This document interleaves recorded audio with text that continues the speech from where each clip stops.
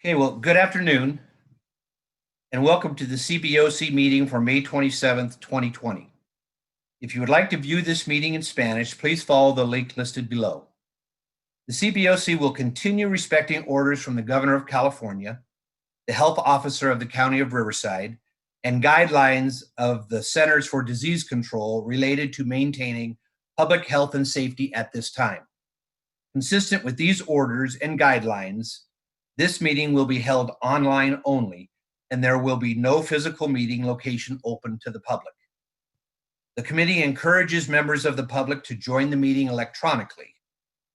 In order to submit your public comments electronically, please refer to the link at the bottom of the screen. Public comments will be accepted until the specific items of business to be transacted or discussed by the committee is considered. I would now like to introduce Assistant Superintendent Sergio San Martin to provide this message in Spanish. Sergio. Thank you. Muy buenas tardes y bienvenidos a la reunión de la Junta del Comité de la Comunidad sobre Bonos del 27 de mayo del 2020. Si gustan ver esta reunión en español, sigan el enlace de abajo en la descripción. La Junta respetará las recientes órdenes del Gobernador de California, el oficial de salud del Condado de Riverside y las órdenes del Centro de Control de Enfermedades. Esto es en relación con el mantenimiento de la salud y la seguridad pública. De acuerdo con estas órdenes y guías, esta reunión se llevará a cabo solo en transmisión en línea y no habrá un lugar físico de reunión abierta al público. Le recomendamos a los miembros del público que se unan a la reunión electrónicamente. Para presentar sus comentarios públicos, siga el enlace en la parte de abajo de la pantalla. Se aceptarán los comentarios públicos durante la junta. Muchas gracias. Over to you, Mr. Fram. Thank you. Well, at this time, 4:38 p.m., I would like to call the meeting of the Measure O Bond Oversight Committee meeting to order. Public input. The committee will consider requests from the public to comment. Comments should be limited to 3 minutes or less. If a member of if you wish to address the committee concerning an item on the agenda, please indicate your desire to do so and submit your card electronically.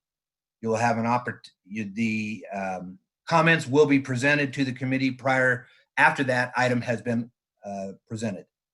Pursuant to section 54954.2 of the Government Code, no action or discussion shall be undertaken on any item not appearing on the posted agenda, except that members of the committee or staff may briefly respond to statements made or questions posed by persons exercising their public testimony rights.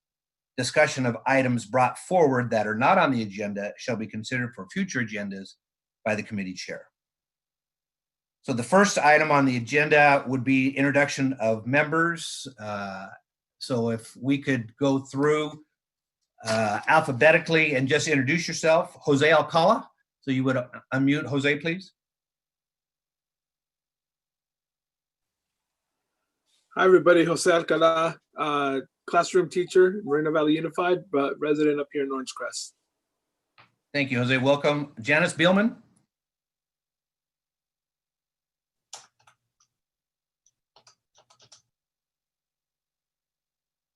Janice, are you with us still? Yes. Okay, just give you a brief. Can you hear me? Yes, I can. Janice Billman, member. Okay. David Bristow. Good afternoon. My name is David Bristow. I'm an attorney in the city of Riverside. My 3 children attend Riverside Unified School District schools. My wife is a teacher in Riverside Unified School District. Okay. David, welcome. Tina Grande Field.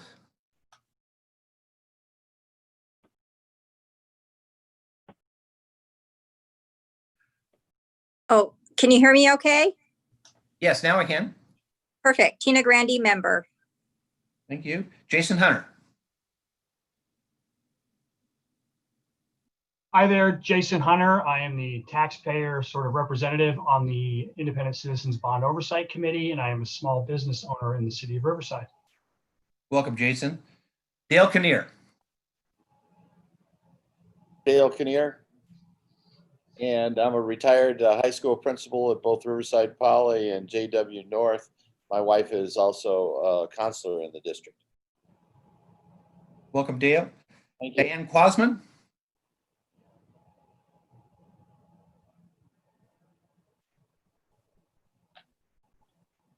Diane?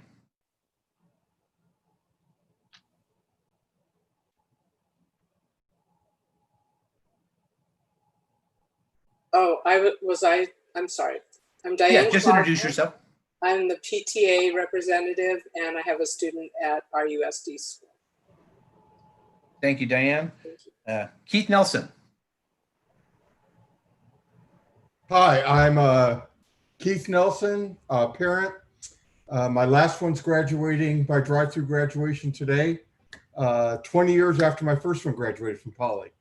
So it's been like 35 years with being a parent in the district, never employed. And I think I'm the vice chair. Yes, thank you, Keith. Sarah Simpson.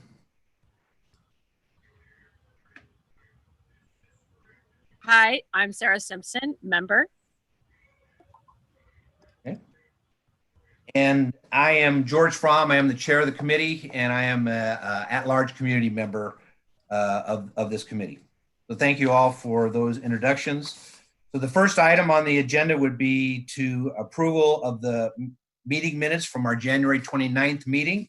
Has everyone had an opportunity to review those?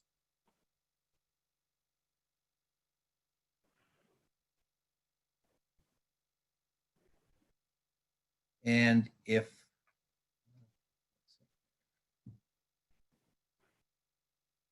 It looks like Mr. Hunter has a question.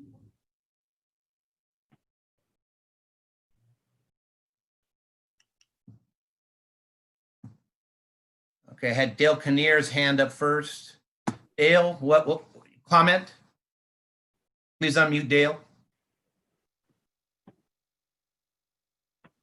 Okay, Dale, we can hear you now. I was going to make a motion to approve the minutes. Okay. Would someone like to second the motion?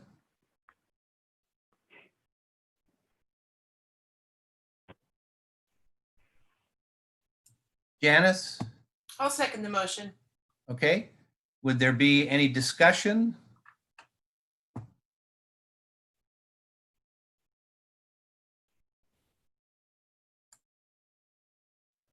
Okay, don't seeing any discussion. Then the way we intend to do this would be to go in alphabetical order. Seems to be the easiest way to take a vote. If you could identify yourself, or I'll identify you, and then we will vote on the motion, which is to approve the January 29th meeting, if there is no further discussion.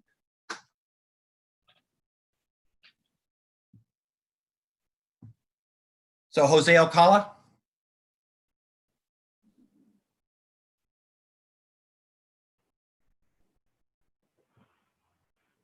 Maybe for this portion, Richard, maybe we could just unmute everybody.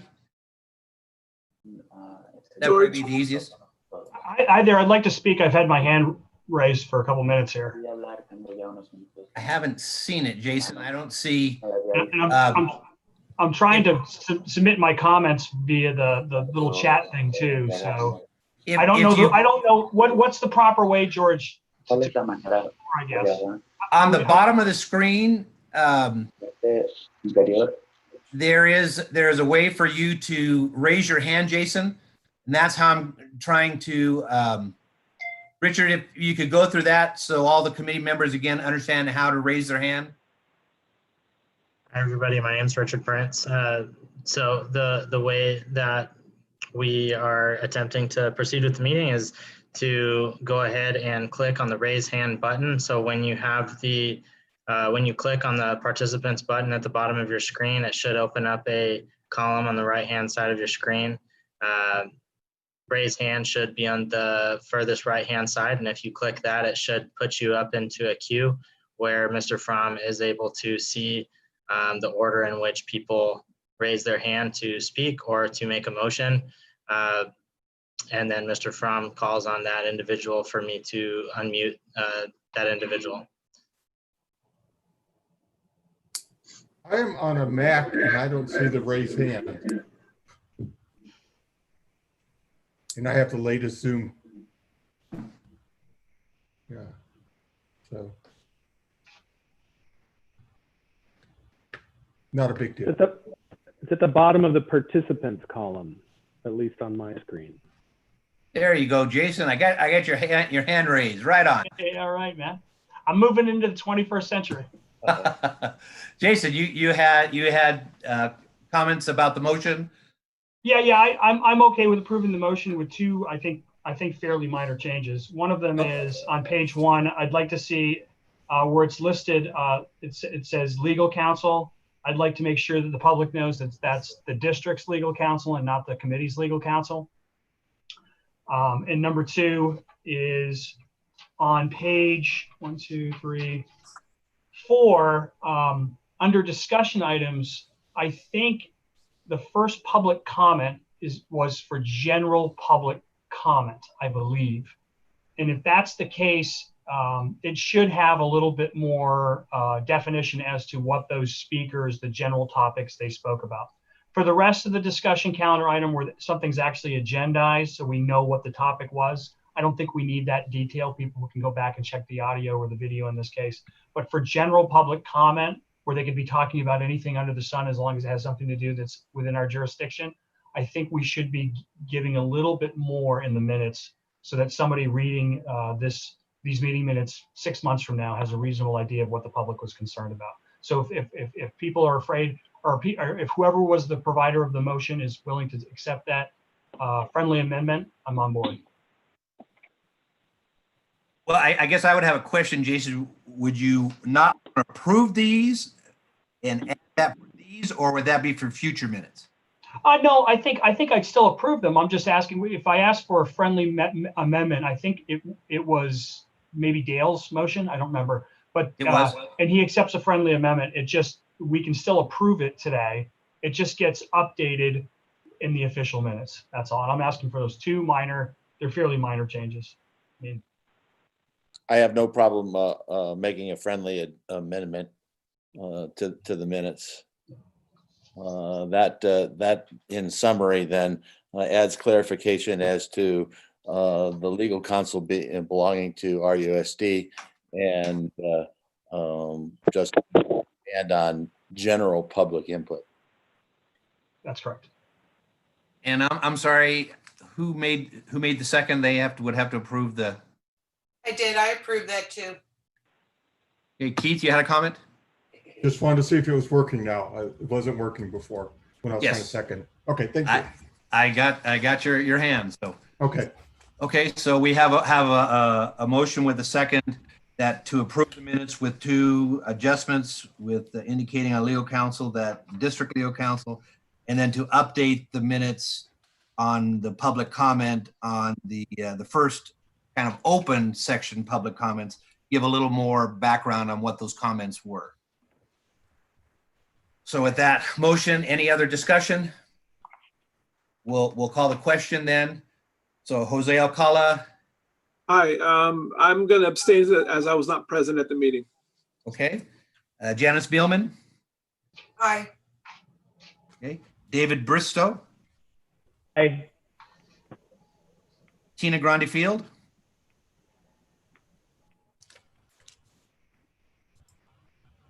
Aye. Jason Hunter. Aye. Dale Kinnear. Aye. Diane Quasman. Aye. Keith Nelson. Aye. Sarah Simpson.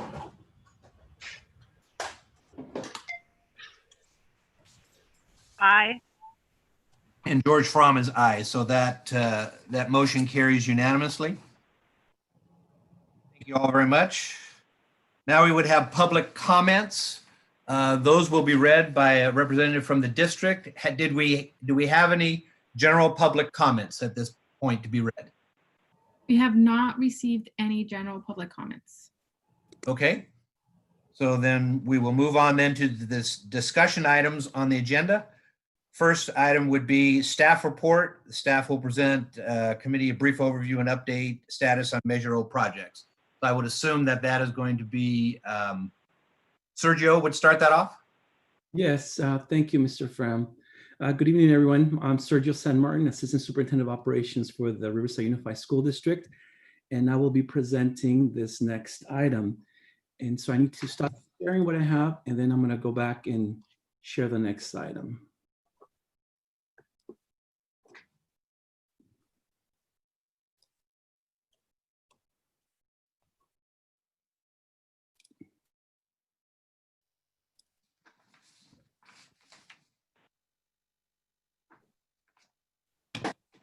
Okay, just checking. Can you see my my screen? All right. Yeah, Sergio, you're going to want to do presentation view though. Okay, let's see here. No, there you go. That looks great. Okay, perfect. Okay, so I wanted to share this with the committee. This presentation was presented to the Board of Education on May 19 during a board study session. And I think this will help us all to really look at the entire capital facilities program that is funded with Measure O funds and other funds that the district has, like developer fees, grant, EFDs, state funding. So I wanted to, before I go through this worksheet, I want to describe what the format of the worksheet itself, since it's quite busy. There's a lot of information. This is a summary of many worksheets that this summarizes all that. So the worksheet that you see in front of you, this slide, I wanted to describe that on the top section here, you have the timeline of just typical timeline from 2017 all the way to 2032. This next section shows that this area here describes all the projects, the project name, the project groups, and the budget allocated as of today. Snapshot of the budget. Then you have a section. This is the phase of the project itself within this area. You have the planning phase and the construction phase in blue, and the pink area is the site phase. And you have a description of what we mean by the planning phase, and that includes the environmental due diligence, boots on the ground with the engineers, the architects, schematics, design and engineering, constructability review, and state approvals. That's what I mean by planning phase, construction, the bidding, going into the construction of the project. The site phase is environmental, CEQA, local approvals, site acquisition process, and so forth.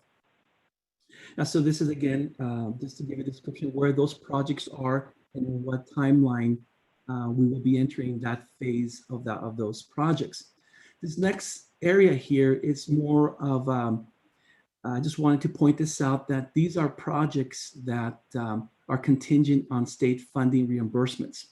Now, as I go through the presentation, I want to make clear that, for example, for projects in groups A, which are in construction, group B and C, we have completed all the planning, all the engineering submitted to the state. So those projects are in line for state funding. That's about close to over $65 million worth of projects from that we're expecting from the state to reimburse us. So that's what I mean when we start seeing that money coming in this section here, as these phases begin during this section, those are contingent as we start seeing those money coming in from the state. This next slide is more of a, to give you more of a closer look on the projects groups A through E. So again, same format, the timeline, the project list, the budgets that have been allocated to those projects. Again, project A, B, and C. You know, one of the things that we did with the planning and development staff, they quickly moved into moving these projects with the first $100 million that were sold with Bond Series 1 back in 2017. With those first $100 million plus local funds, for example, developer fees, CFDs, and so forth, staff was able to move quickly into the design, boots on the ground, schematics, engineering, getting us into the shovel ready on projects A, B, and C. Again, we have submitted for most of those projects. We're in line for state funding. Sergio, I see that Keith Nelson has a question. Keith, did you want to ask your question now or wait to the end of the presentation? I wanted to ask it now because it's on the slide. I hear the term submitted and approved by the state, and I just wanted to get clarity on it. That just means they've said you can get in line for funding. Am I understanding that correct? I said was submitted to the state. It still has to be approved by the state allocation board. Okay. So we have gone through the different requirements that the state mandates in order for us to get in line or submit an application for state funding, we have to have division of the state stamp projects. CEQA has to be completed. We need approvals from the Department of Education, and there's more and more. There's a longer list of different things that. I just wanted to be clear when we hear approved by state, that doesn't mean they're going to fund it. That means you can get in line. Is that what you're saying? Well, let me clarify that. So okay. Because we do have eligibility that has been approved by the state, we have a state eligibility for these projects. And when I say there's two types of eligibility, modernization eligibility and new construction eligibility. For these projects, because they're multi-projects, there's a combination of modernization and new construction on these projects. Both of those types of projects we have eligibility set aside from the state that has been approved. Now we submit our applications. The state allocation will approve those when the state passes their state bond.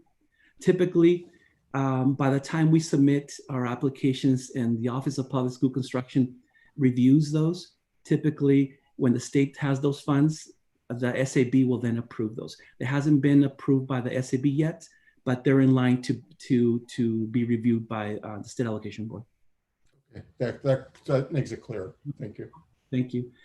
So as you can see, groups A, we have started construction back in 2019.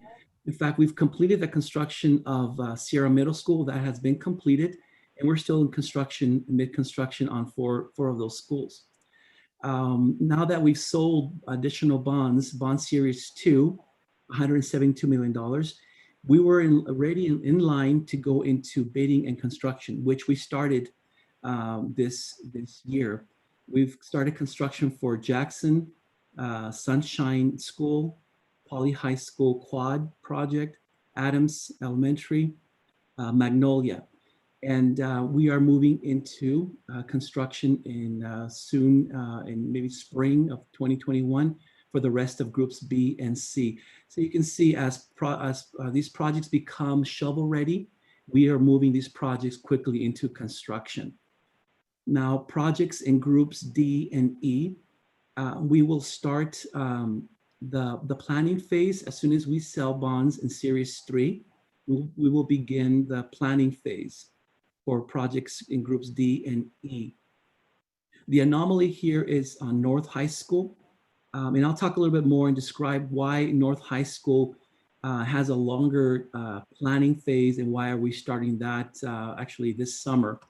And I'll get to that in a bit. But we are ready to move into as soon as we sell Bond Series 3 for planning and engineering on groups D and E. And then as soon as we sell the Bond Series number 4, then we will start scheduling the construction and bidding for groups D, and then group E will move those into construction. Now you can see that group E kind of encroaches into the area where I had marked that those are contingent on state funding. For these types of projects, because they've started the phase of construction within the area that we have the funding, and this means that our Board of Education and staff will bring to the board bids that have for projects, and the board would award those projects as long as we have those funds on hand and in the bank. If we don't have the money, we will not, we cannot, that will be very foolish. We will not move into or award contracts. So these projects, since we would have the money from Bond Series 3 and 4, we will move into construction. And because of the timing, it goes into the area where we have identified that those are contingent. For these, don't pay attention to that. We have the funding by this time, and we will be moving forward.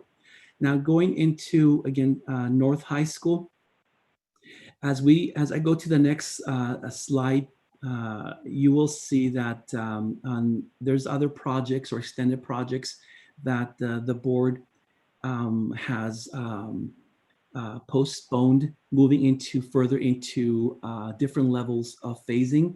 A part of it is challenges specifically on the STEM project. And I'll talk a little bit more on what that is, because that project has been moved forward and falls within the area of contingent until we receive state funding, has allowed us to move other projects that were based on the board's prioritization process, move those to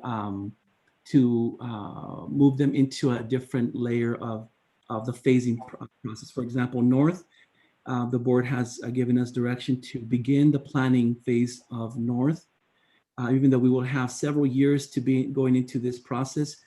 As we move forward and we have the funds in place, we would like to start the planning phase, boots on the ground, hire the architect, form the committees at the sites, and community members and stakeholders who are within that North High School cluster. Begin that process. And if we're into this in the second year or into third year and we're shovel ready, and if we have those funds ready to go, as it indicates here, when we get into the bond series 3 and we sell bonds, then we would bring to the board at that time a recommendation if the board is ready to award and move into construction. At this point, because this is really a snapshot, this is more looking at more at the planning for discussion purposes. We would need to, we would start construction several years from now. So again, this is just more for discussion purposes, but the great news is that we would start at least the planning, getting us into the boots on the ground, our North High School. The next slide here gives us a summary of projects in groups F through H.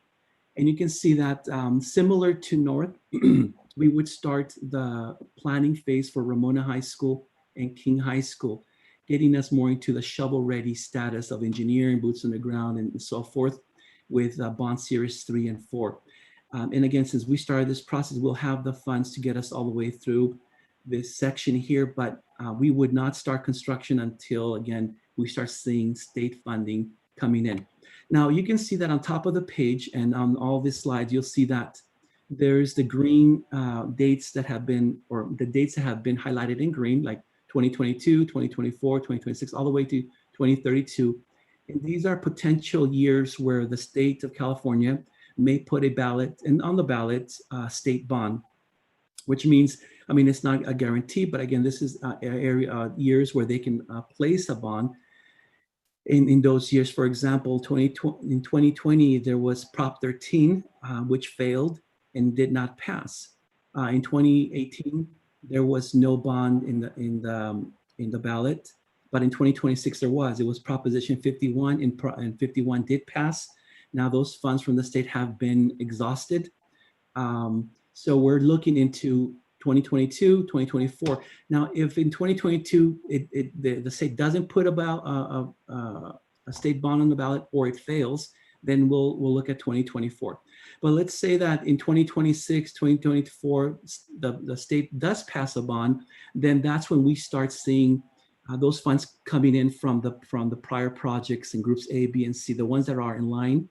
As we get in line, and that for us, getting in line is very important, because as soon as the state passes a bond, puts us right into the rest of the districts in California, which there's about 1,000 districts doing the same thing that we're doing, passing local bonds, getting in line so that when the state passes their bonds, they get in line and they're the ones first to get those and take advantage of those funds.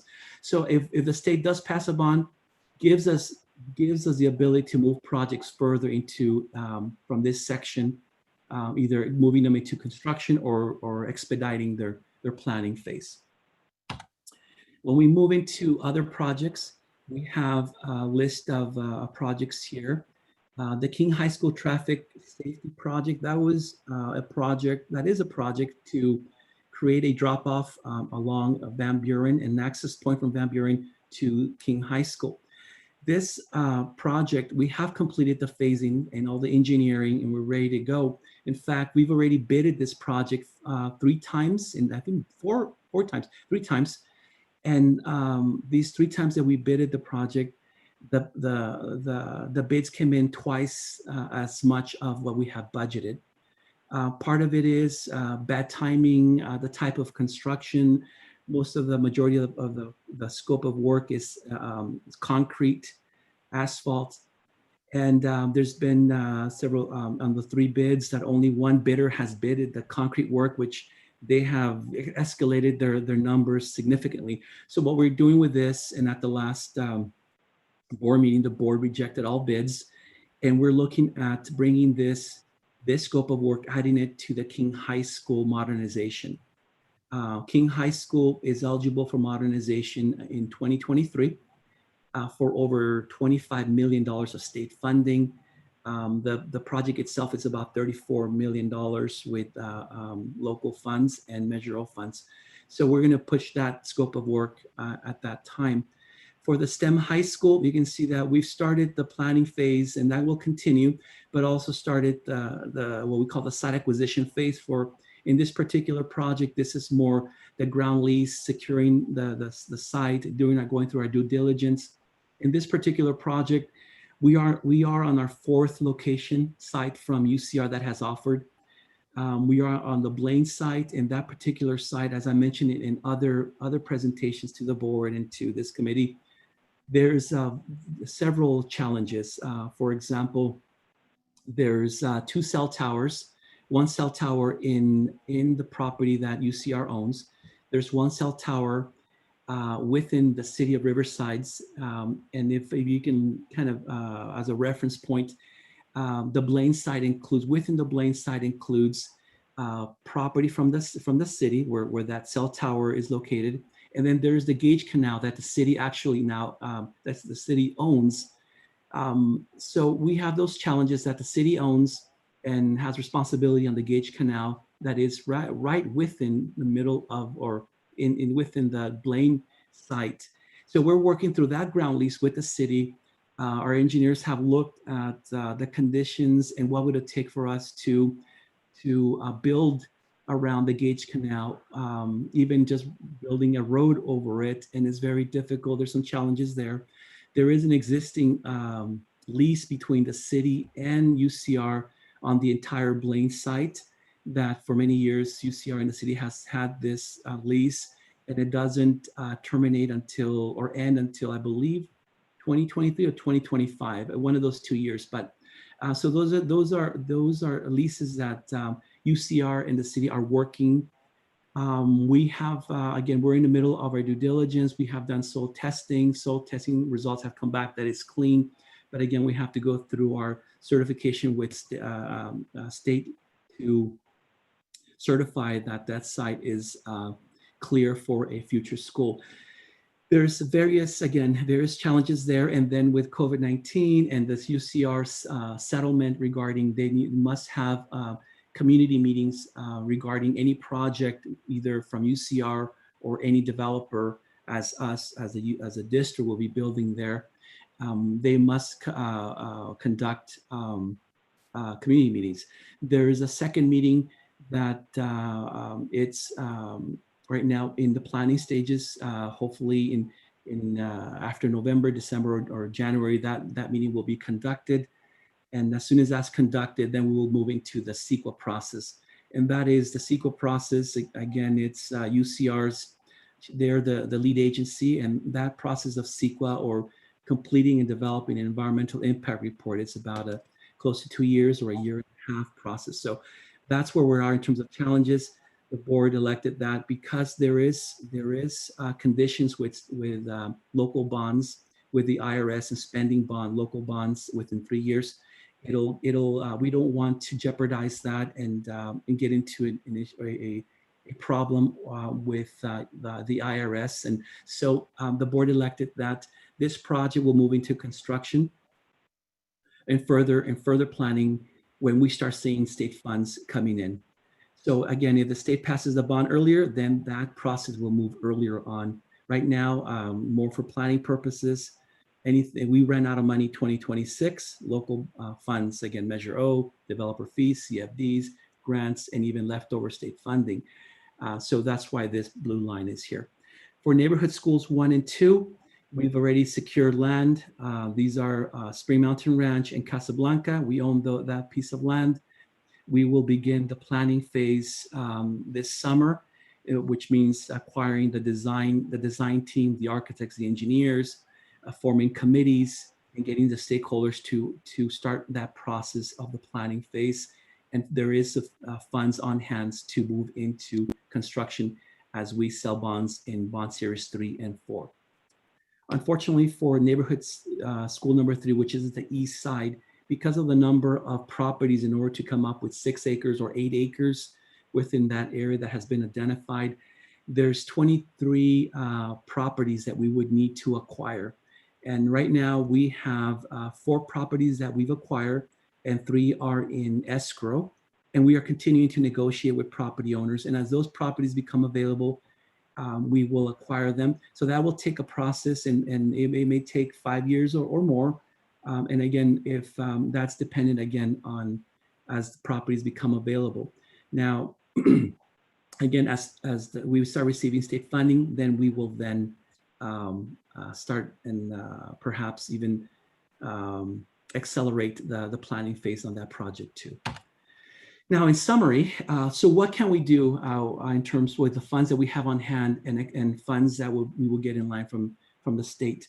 We are programmed to complete with available funds, and here's a list of the funds: Measure O, CFDs, developer fees, and grants, and even donations. If anybody wants to donate, we have those funds on hand right now. We will complete the construction phase of groups A through E, complete the construction of neighborhood school 1 and 2, again, the Spring Mountain Ranch in Casablanca. We will complete the site acquisition phase for the east side, school number 3.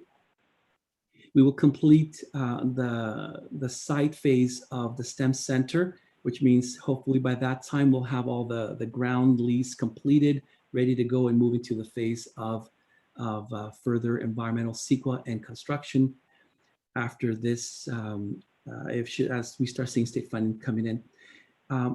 Under this process too, we will complete the shovel-ready phase of King High School and Ramona High School. Now, as state funds begin to be allocated to the district, we will then complete the groups F through H. This is the construction phase of the east side, number 3, the construction of the STEM Center. And again, more as a reminder, these are the years that there is potential for state bonds to be placed on the ballots. And with that, I believe that's the last slide. So we can open it up for any additional questions that you may have. Well, first, this would be appropriate. Are there any public comments on this item on the agenda?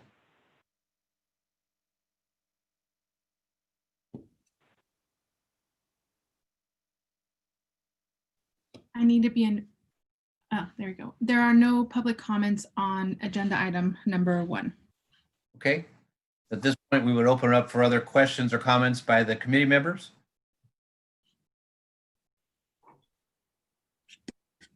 Dale. Again, am I on? Sergio, you did a great job on this chart.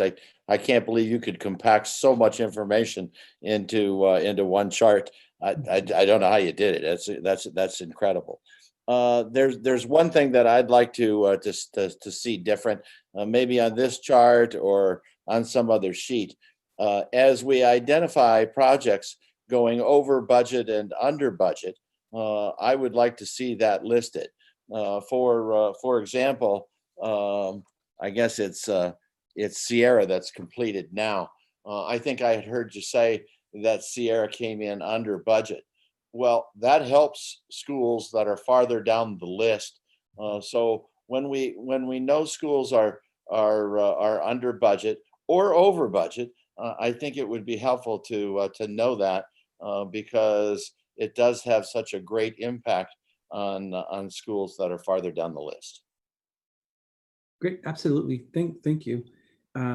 Yes, this worksheet and the budgets that have been allocated that you see on this worksheet is a snapshot of today's budget that has been allocated for those projects. And Sierra, as we completed and that construction and we've started submitting notice of completions to the board, we are getting a better understanding of what has been what was part of the contingency that was budgeted and that we're not going to use anymore because the project has been completed. those funds will then be added to the next projects in line. It stays within the pot. But yes, that we would, when we, in part of the next item, I believe, the report that you get quarterly, it'll have all the expenditures, and maybe we can add a section there on when projects get completed, and if they are under budget or over budget, that would be helpful too. Okay, Keith, I see you would like a comment.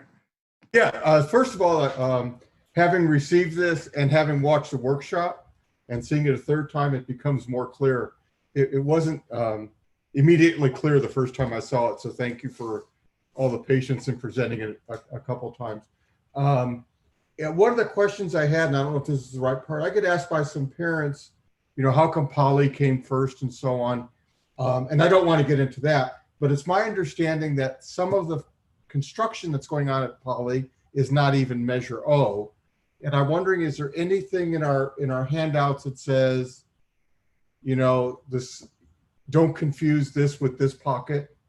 You know, there's different sources you're using for construction, and people may think all of it's Measure O and some of it's not. Sure. The construction that's taking place at Poly right now, it is Measure O. That's the quad work that's taking place. 2 years ago, that was the Chiller project, which was under Prop 39 funds and grants that we received. That has been completed and done. That wasn't Measure O. But what's taking place, what started just last month, that is Measure O funds. Okay. And you'll have that on the report, on the quarterly report. Okay.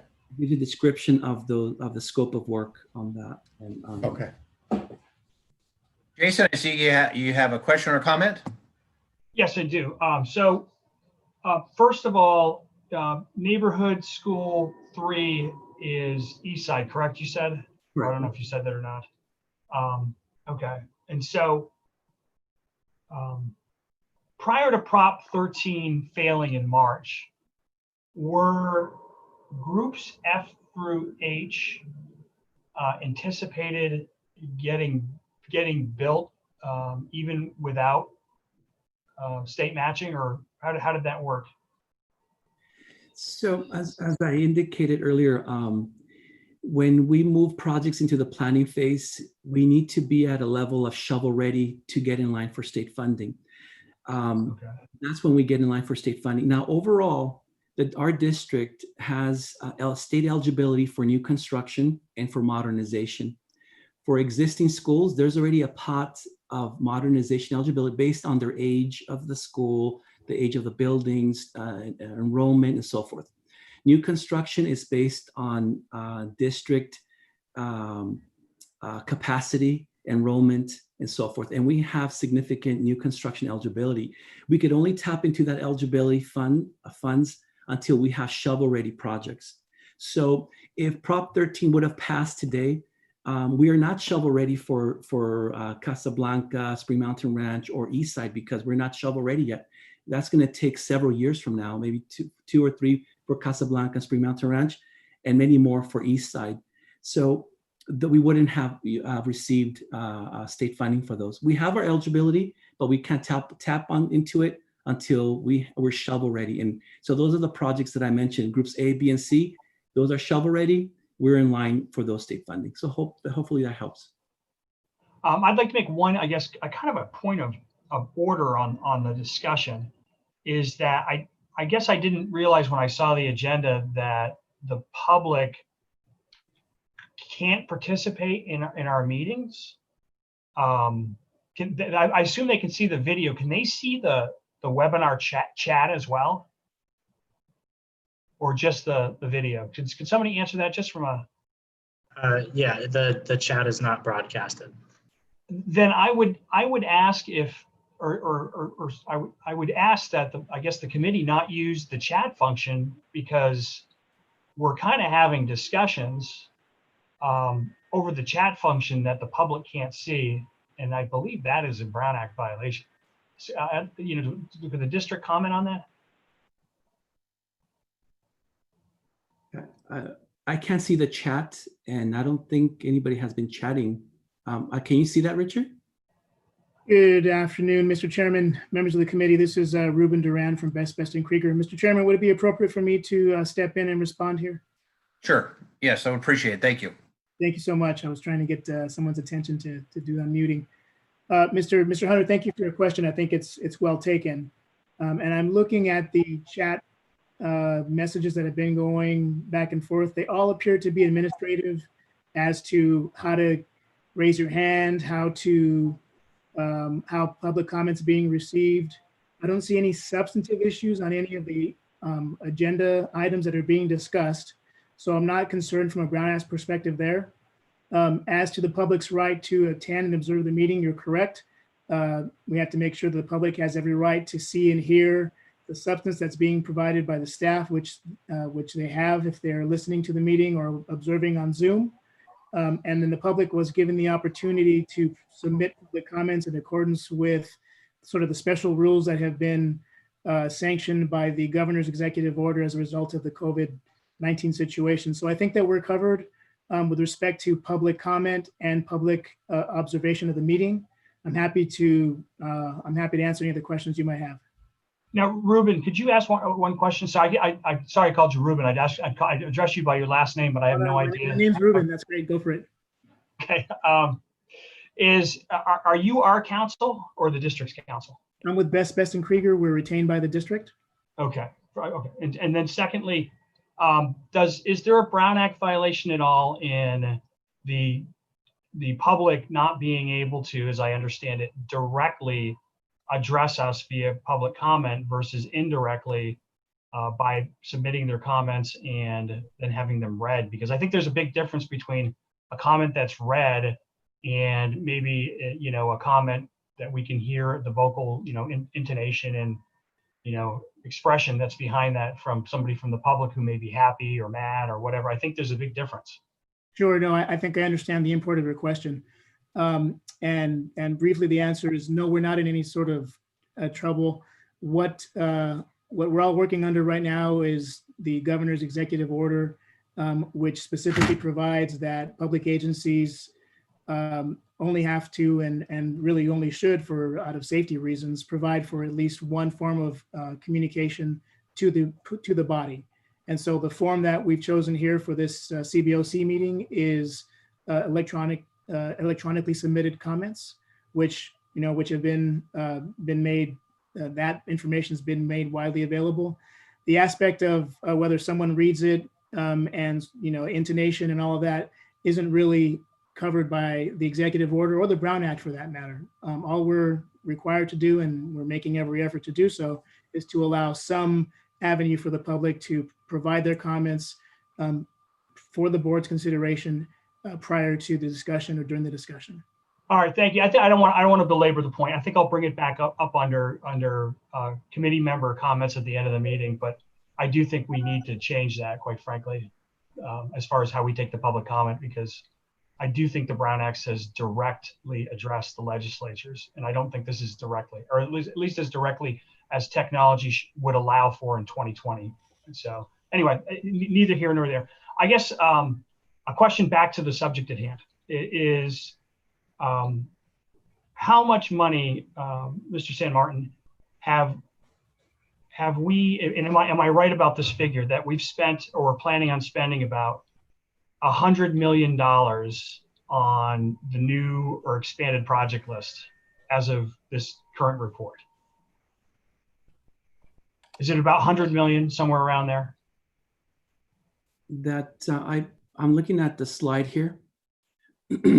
We have the budgets that have been allocated to STEM, which is 64 million. The 3 new schools are at 37.5 million. So yeah, that's over $100 million.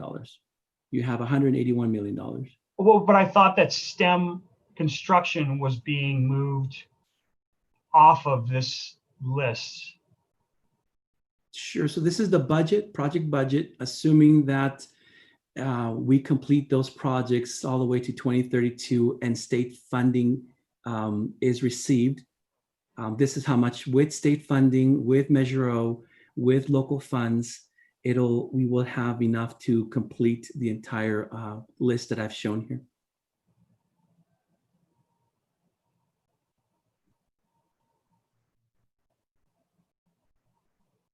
Okay, thank you.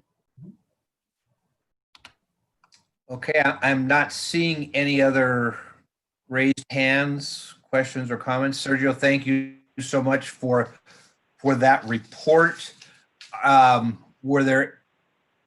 We had the opportunity, there wasn't any public comment, so we will move to the next item on the agenda, which is Measure O project update. So staff will present project update. So Sergio, are you going to start that, or Anna, who will take the lead on that? Yeah, I'll start it up, and I'm going to share that report. Let me bring it up. Let's see. Give me a second here. I might just say, I know that we have a couple of committee members that are going to have to leave because of other commitments. I think Dale is the first one, about 5:30. And because we don't have any action items on the agenda, I believe that we can continue with the meeting since there are no action items on. So.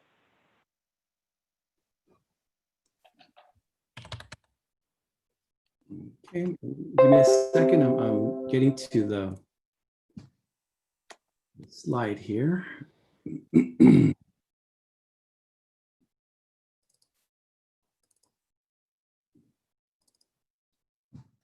Oh, hold on. I see Dale, you have your hand up. Dale, did you have a question? Yeah, I do. I have one question and one comment. My question is about the meeting attachments to the agenda. I received those in the email, and I appreciate that. Gave me time to review them. When I went online, I didn't see the meeting attachments online earlier for the public to look at those. Was I looking in the wrong place? I saw the agenda, but I didn't see any attachments that I thought the public might be interested in. George, do you want me to respond? Please, Anna. Thank you. Yes, all the items have been posted on the website, the CBOC website. I know we have an item here on the agenda later on to talk about the website, and I can guide you and show you where we post all the items. Okay, so the attachments were published 2-3 days ago. Yes, they were published on Friday. All right, great. I missed them, so I'll look for that when that agenda item comes up. My last comment is just a word of caution. I'm hearing from the public on the east side that they're not particularly interested in the location of that school. I certainly can't speak for the east side community, nor would I want to speak for the east side community, but I understand that there's concern and that we're building a larger transportation hub right next to that property. So I just offer caution for continuing the pursuit of purchasing all that land if it's not an appropriate spot for an East Side elementary school. That's my comment. I don't really need a response. Okay. Oh, I might add, I smiled at two things. Keith got up and he walked across the Golden Gate Bridge. Did you guys see Keith walk across the Golden Gate Bridge? And then Sarah, you made me smile with your smiley cup. That smiley cup is awesome. So thanks for letting me say that.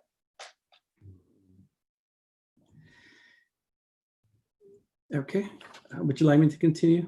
Please. Okay, so this next item, I would like to ask our project manager, Nadia, to walk us through an update. Where are we with the Harrison Elementary School?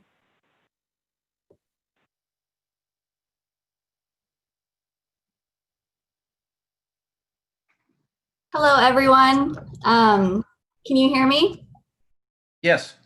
Great. Well, just introduce myself. My name is Nadia Zain. I'm Assistant Director of Planning and Development, and I've been working on the Harrison Elementary School. Currently, the status of the new 5-classroom building, we're putting the finishing touches on the new building. Currently, carpet and base are being installed. All the casework's in, all the interior painting is done. As far as the exterior goes, we're also putting on the finishing touches of the exterior panels and the plaster. As far as the site work goes, we're working on installation of all the landscaping and the asphalt paving. As far as the kinder wing goes, we are also putting the finishing touches on the interior classrooms of the 2 new kinder classrooms, which is the carpet and base and all the paint. And we are slated to start the remodel of the existing administration building starting the week of June 15th. Yeah, I would just have one quick comment, and I don't know if Nadia or maybe Sergio, since due to COVID, we've not had students on any of the campuses. Has that affected the workflow of any of these projects? Have we been able to move any of those forward or do them quicker? And has it affected budgets in any way, shape, or form? Thank you, Mr. Fram. That's a good question. You're right. Our schools have been closed since March. It has helped us in terms of moving projects that were in groups B and C, getting them into construction early in this month instead of waiting till June or July. So that helped us speed up the construction phase. In terms of projects that in groups A that were already in construction, there's been some, it has helped the site or the contractors move freely throughout the campus now that they have areas that they can expand the construction zones. But those projects are still on schedule to be completed. It hasn't, there may be 1 or 2 that could be ahead of schedule, but for the most part, those have not been impacted negatively. In fact, they're more, has helped the project to move them quicker. It would sure be nice if and when we're able to have students back on campuses, they could come back and they could see, some projects that have been completed. And I think that would be a real positive for the students in the district. Nadia, let me know when to move to the next page. Yeah, if there's no questions, you can move. Hang on, Dale, I see you have a question. Dale? Need to unmute Dale Kinnear. Too early. Nadia, Nadia, you're good. Are we over budget, under budget, or does it look like we're on target with Harrison? Currently, as the budget is right now, we are on target. Perfect. Thank you for the update. You're welcome.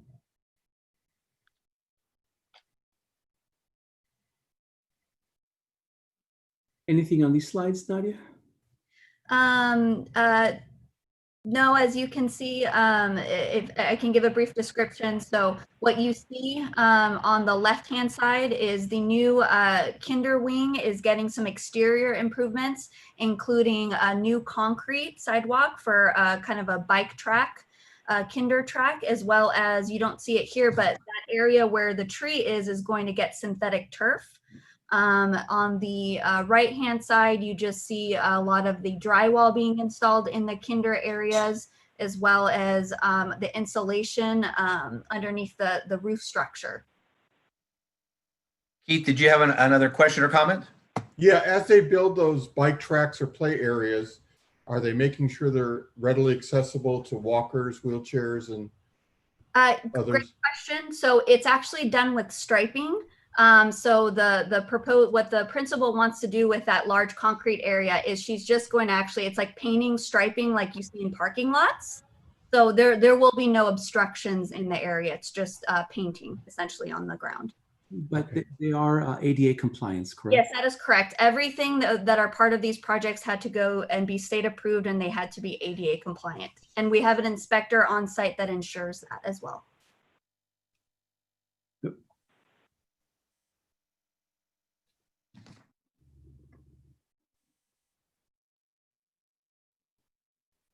So this is the existing aerial? Oh, yes.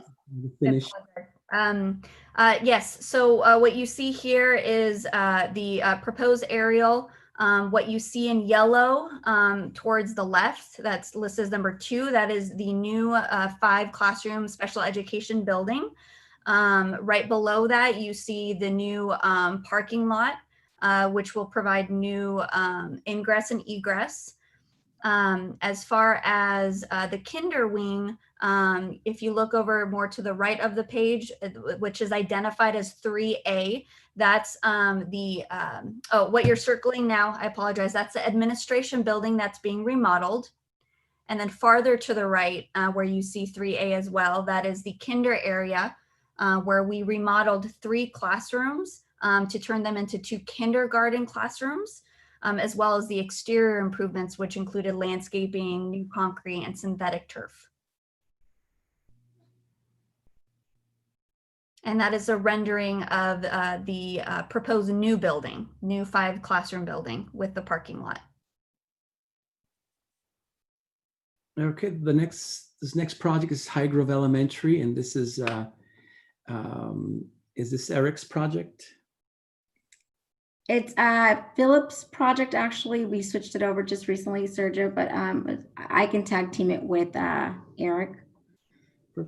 So this project, this High Grove School is the one we toured at the last meeting in January. So if you remember, we did some modernization to all the buildings. We are currently finishing up the new building that's going to encompass 12 classrooms. We're also doing some exterior painting, finishing up the parking lot out there for the new building, new parent drop-off, bus drop-off, new playground equipment, HVAC, security, fire alarm, and all that good stuff. So this is a rendering of how it's currently under construction. You can see on the top right-hand photo all the ductwork and HVAC that is being installed. On the left top, you can see the elevation of the first and second floor of the main building under construction. And the bottom photo, you can see the classroom wing, just the interior showing you how it's being laid out and finished up. And again, these are photos of the existing buildings that are currently under demolition or under remodel. And these are some of the classrooms that we currently already walked and are being completed. And then the last one is just an aerial showing you the new building, showing you where the new building is going to go. And I can't drive the cursor, but sure you can just circle a little bit. There you go. So you can see here where the new building is going to go, the parking lot that's being currently worked on. Most of all of this is out in the front of the school. The parking lot is being completed. Administration, new classrooms, playground equipment. So that's currently slated to be completed for the first day of school. These are the buildings that we toured last time, right? Correct. Great. Okay. Thank you, Anna. Mm-hmm. And again, a rendering of the school. Mm-hmm. All right, Jefferson Elementary, it's under construction. So yeah, Jefferson is my project, one of my projects. And we are currently doing finishes in the new G wing, which is the new kinder wing, 6 new classrooms. They're currently working on the finishes, the paint, drywall, T-bar, carpet, all the casework. And also we are doing construction remodel on the existing kinder wings, as well as the multi-purpose room and the administration wing. And then we have 3 wings in the back that are K, L, M, and N, actually 4 wings that are getting remodeled as we speak right now. We are currently starting grading for the new kinder. We're getting 2 new kinder play areas, new tracks, new bike tracks, new areas back there for the kids to play on, and new fencing in the area to keep them safe and out of the way of the public. Dale, you have a question?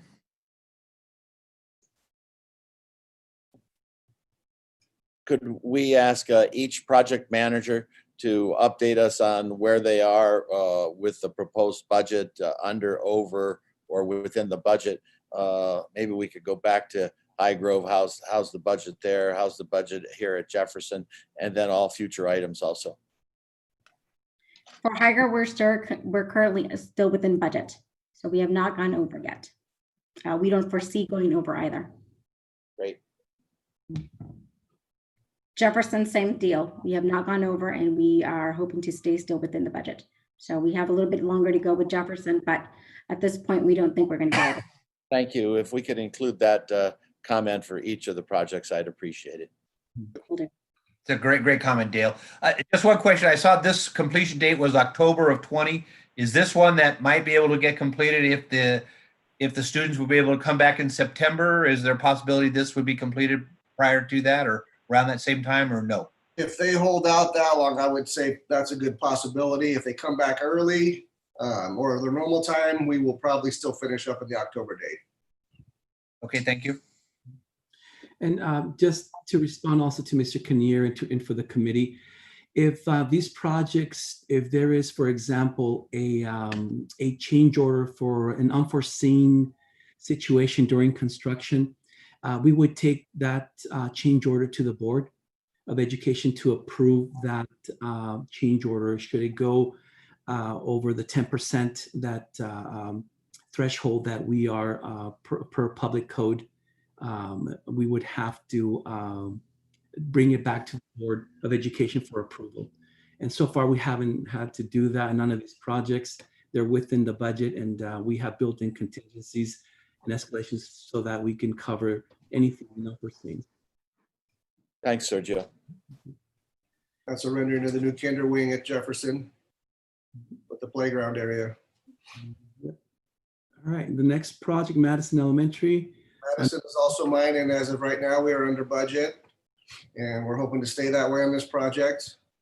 We are currently working on the new kinder wing, which we're getting 5 new kinder classrooms, new play areas, new cart paths, as well as new striping and basketball court areas where we're going to be removing some portables out there that are old and slated to be demoed.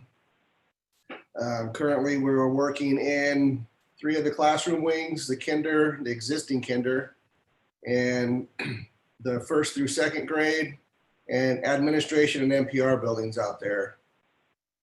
The new building is going through the rough-in stages right now. We're pushing forward to try to get everything moved up while we have more time and freedom on the site to get these projects pushed forward. And as well, we got grading going on for the site work and the new parking lot that's going to be in the back behind the new kinder wing. Okay. It's an overhead view. You can see the new kinder wing. We're currently doing construction in building B, D, C, and NPR as well. Jason Hunter, I see that you have a question or comment. Are all the portables being removed from the school sites on at least project group A, but more generally project group A through E? Is that planned? All portables? Not all portables on these sites that we're adding classrooms. We're removing the same amount of portables, if not a couple more, to make more room on the site and get rid of some of the older buildings.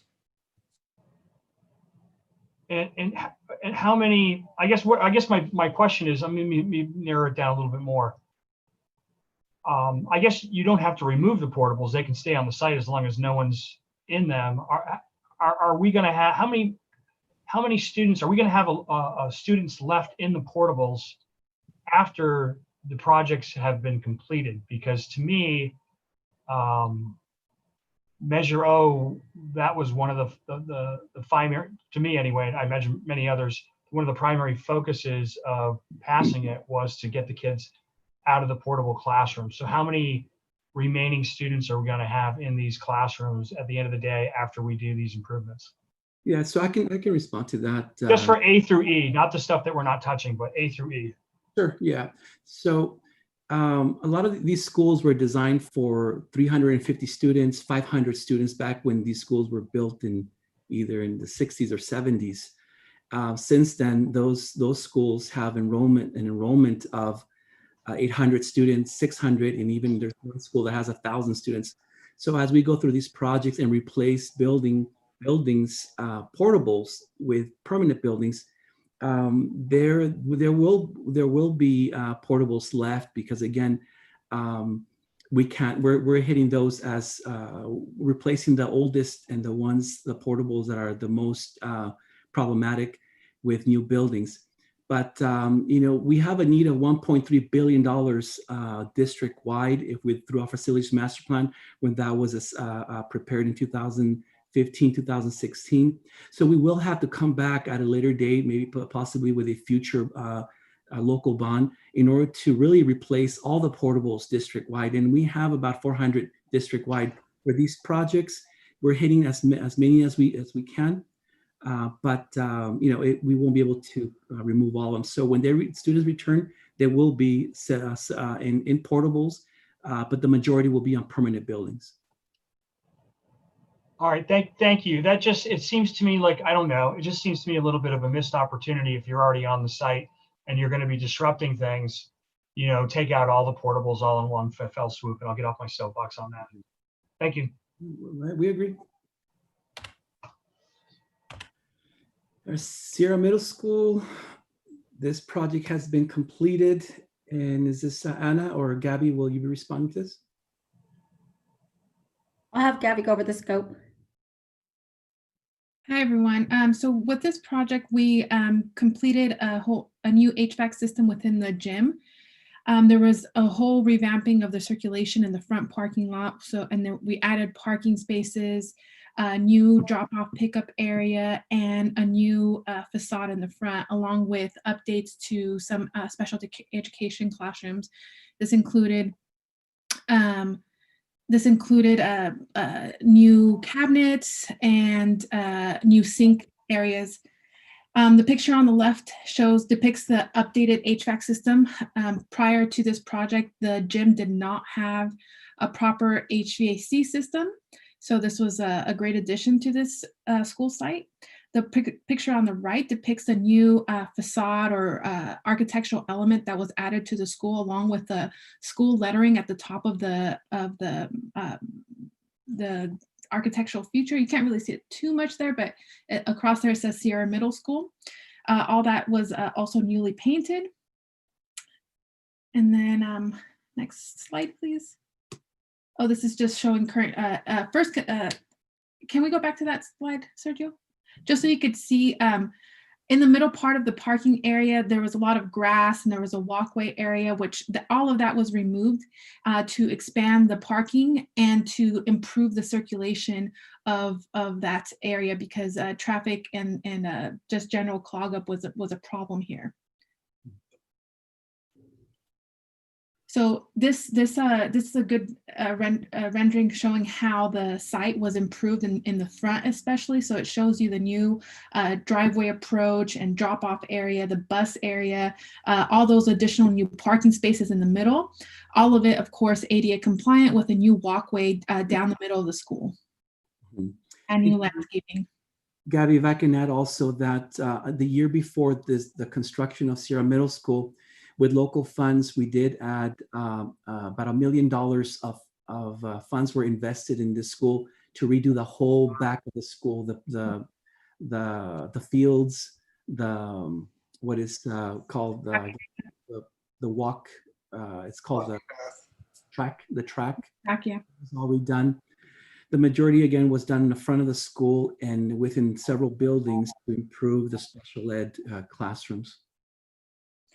This is just a rendering depicting the improvements, and that's it. Thank you, Gabby.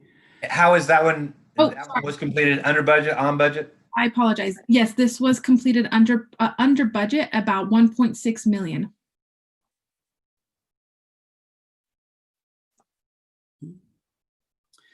And then the next project, Jackson, this one we just started construction. This site has over 1,000 students on site. And this one, I believe, is Eric. Is this your project? This one's Nadia. Nadia, sorry. No Nadia.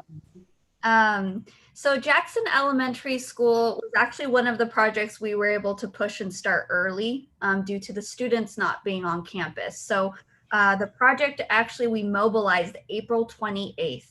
And as far as the scope of work, it entails the construction of a new 2-story, 8-classroom building. as well as some minor modernizations to the existing buildings with finishes, new carpet, base, and interior paint. All of the buildings are receiving new HVAC systems.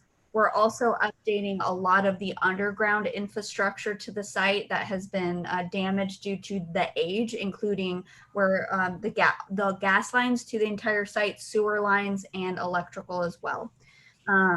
As far as the project status, like I said, scope of work, it all started April 28th. And currently the demolition in the buildings that we're touching starting this summer, being administration and the NPR, the demolition work has been completed in those wings. And we are currently working on installing the HVAC in those wings. There's a lot of trenching going on in the site because it's very intrusive and it's all over the site. So the gas trenching and sewer trenching is underway as well. The screen shows the proposed site plan. So what you can see in yellow is the construction of the new 8-classroom 2-story building. That building is located where actually a lot of the existing portables are. So there's 10 portables in that cluster that have actually already been relocated for interim housing while the modernizations happen in the existing buildings. So that has already taken place as well. In the purple at the top right-hand corner, there is going to be a new staff parking lot as well added to the site. And we are doing some modernization to kinder classrooms to make them compliant with CDE. And that will also include new exterior improvements with a kindergarten playground structure and new landscaping as well. That's an exterior rendering of the proposed new 2-story building. On the two-story buildings, does code require them to have an elevator? Yes, yes, an elevator is included, and that is. And as far as the budget on this project, we just started, but we are within budget.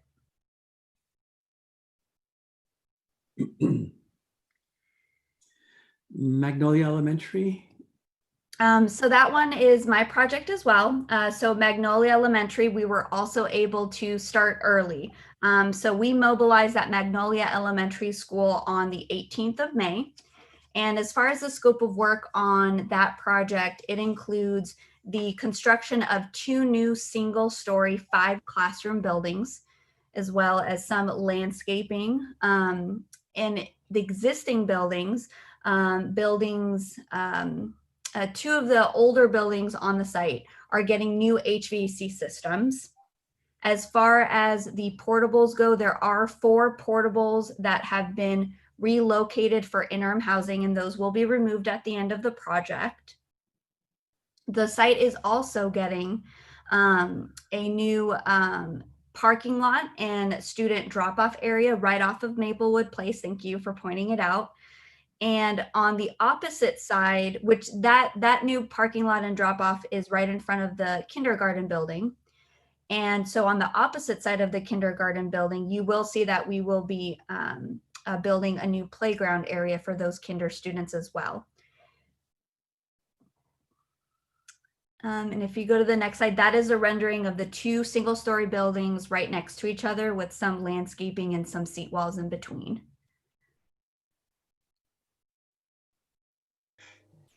Thank you. And that project is within budget. Thank you, Nadia. Adams Elementary. Nadia, can you take a sip of water? Thank you. Okay. So Adams Elementary, very similar to Magnolia as far as the start date. We were actually able to mobilize early. We mobilized on May 18th as well. As far as the scope of work for Adams, we are building the new construction of a single-story 5-classroom kindergarten wing, and as well as a new parking lot area for the staff. Do you mind moving over to the layout so I can get my, there we go. Okay. So yes, we will have a new 5 classroom building wing. We are also going to have a new parking lot area right off of Adams Street for additional parking. On that site, there is 8 portables on the site that are currently being relocated, again, as interim housing. So they're in that new building, similar to that new building footprint. So those are being relocated. And as far as all the asphalt within the campus is being replaced as well. So the asphalt is getting upgraded. And the existing parking lots that you see off of Colorado Avenue on the top left-hand corner, those are also getting some improvements as well. Currently, as far as scope of work, we have removed all the asphalt from the site. So the demolition is well underway, and we are prepping the building pads for the relocation of the interim housing portables. And we are trenching for the new gas line for the building, as well as electrical and low voltage. And then here's the brand new 5 classroom building, kindergarten, and it will have a new kindergarten playground area as well. All right, thank you, Nadia. Sunshine Early Childhood Center.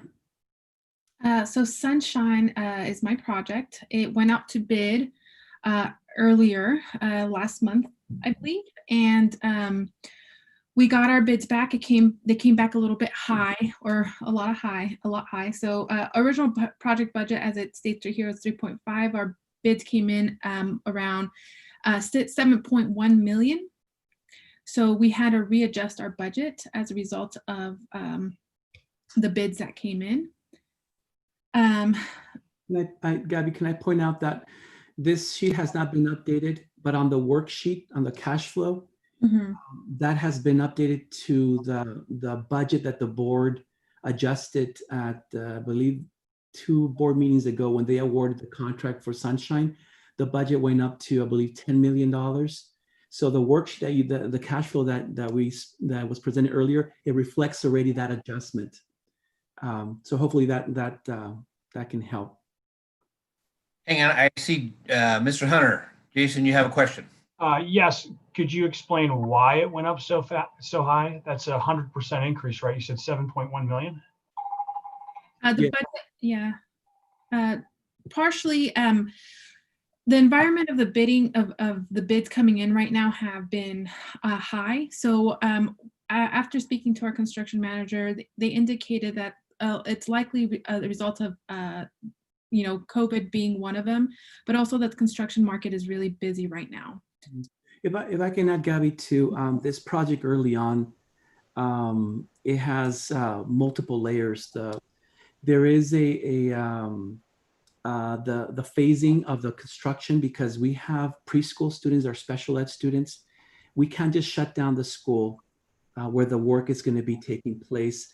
So instead of being a 9-month construction phase or 12-month construction phase, it's a 17-month construction phase. So when you have contractors on site and construction managers on site for 17 months, working around students in an active school and moving things around, closing off things, it makes it very difficult, but also the price is it reflects on the bids that came in.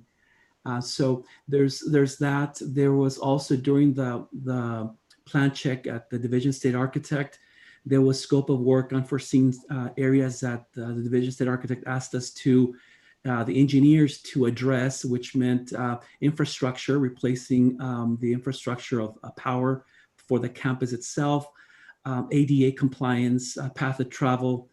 So it made it a little more difficult for us to navigate this project. Now, the good thing is that we're using developer fees on this project, a CFD, a new CFD that we have sold bonds in order to make the difference that was presented to the board.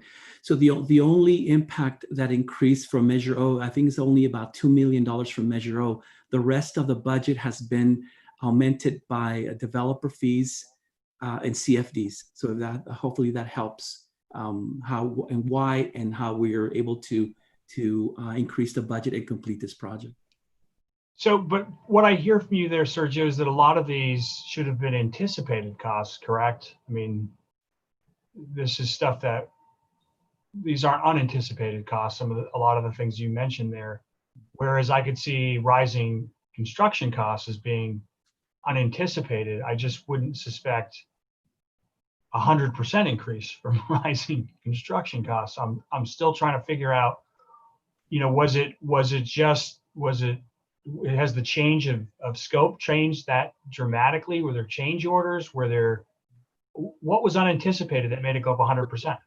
So one of the things that early on, this school, I don't know if you're familiar with the school, but it's fairly small. In fact, let me go to the site here.